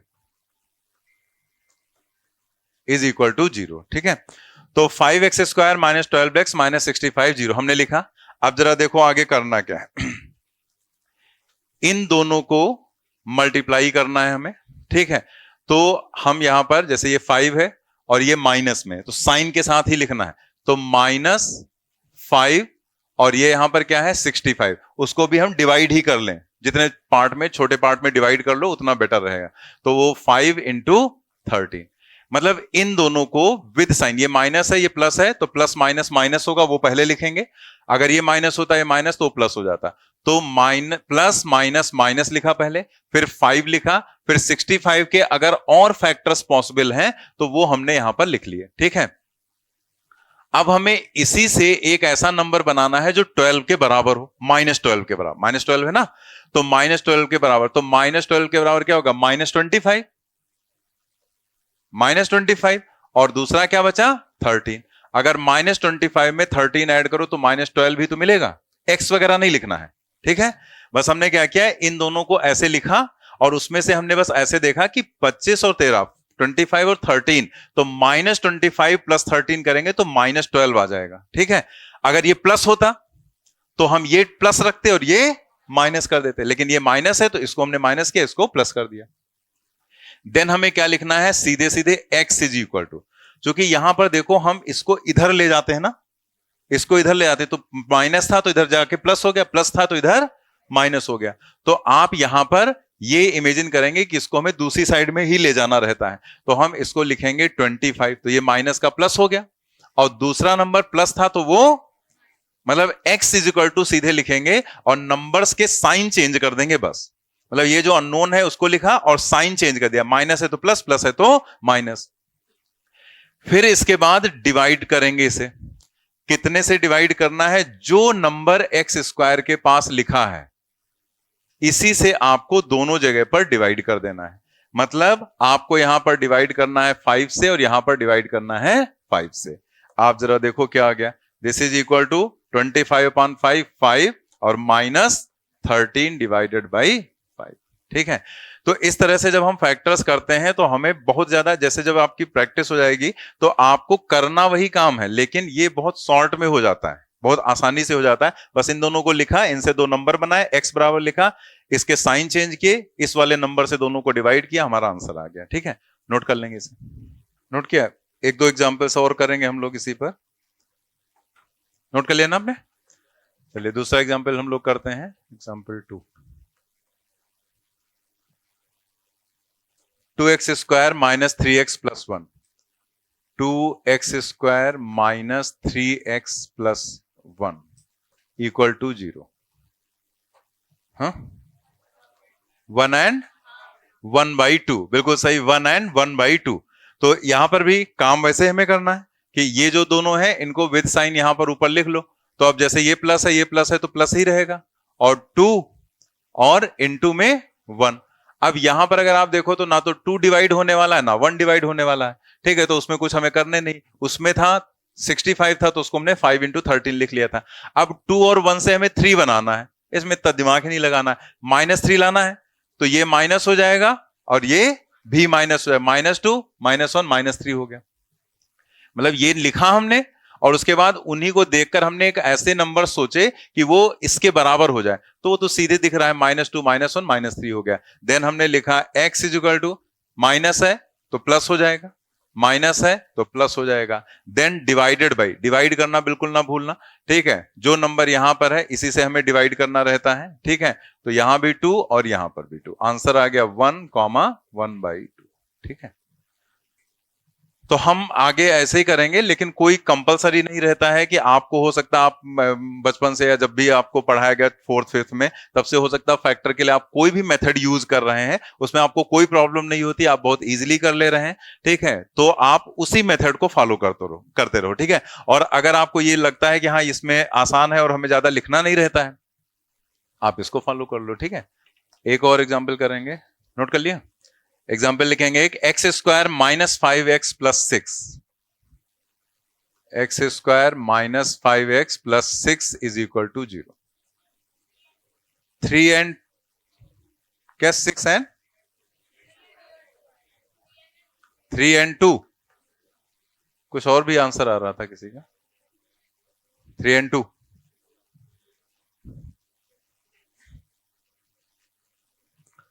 ठीक है? सही है आंसर, 3 एंड 2 ही आएगा यहां पर। जैसे यहां कुछ नहीं है तो जब कुछ नहीं तो आप उसको क्या मान लोगे, 1, ठीक है? तो आप इन दोनों को यहां पर लिखेंगे, तो इन दोनों को आपको विद साइन लिखना है, से प्लस है तो प्लस में रहेगा, और 1 और इनटू क्या हो जाएगा 6, और 6 को भी मल्टीप्लाई कर लो तो 2 × 3 हो जाएगा, ठीक है? अब आपको इन्हीं नंबर्स में से दो नंबर ऐसे मतलब इनका यूज करके दो नंबर बनाने हैं आपको। तो 2 को 1 से मल्टीप्लाई करोगे तो 2 ही रहेगा, ठीक है? मतलब ये 1 लिखना कोई जरूरी नहीं था, ऐसे लिख दिया गया बस बताने के लिए। तो आपको यहां पर सीधे सीधे दिख रहा है कि -5 लाना है तो -2 और -3, -2 -3 -5 हो गया। तो हमने x बराबर लिखा क्या, इसके दोनों के साइन चेंज हो जाएंगे, 2 और ये क्या हो जाएगा 3, एंड डिवाइडेड बाई ये नंबर 1 एंड 1, तो सीधे क्या आ गया 2 एंड 3। तो इससे लिखना नहीं रहता इसमें, मतलब ये मेथड इसीलिए बढ़िया है क्योंकि इसमें ज्यादा हमें कुछ लिखना नहीं रहता है, बस जस्ट ये लिखा, तुरंत उससे दो नंबर बनाए, सीधे हमारा आंसर आ जाता है बस, ठीक है?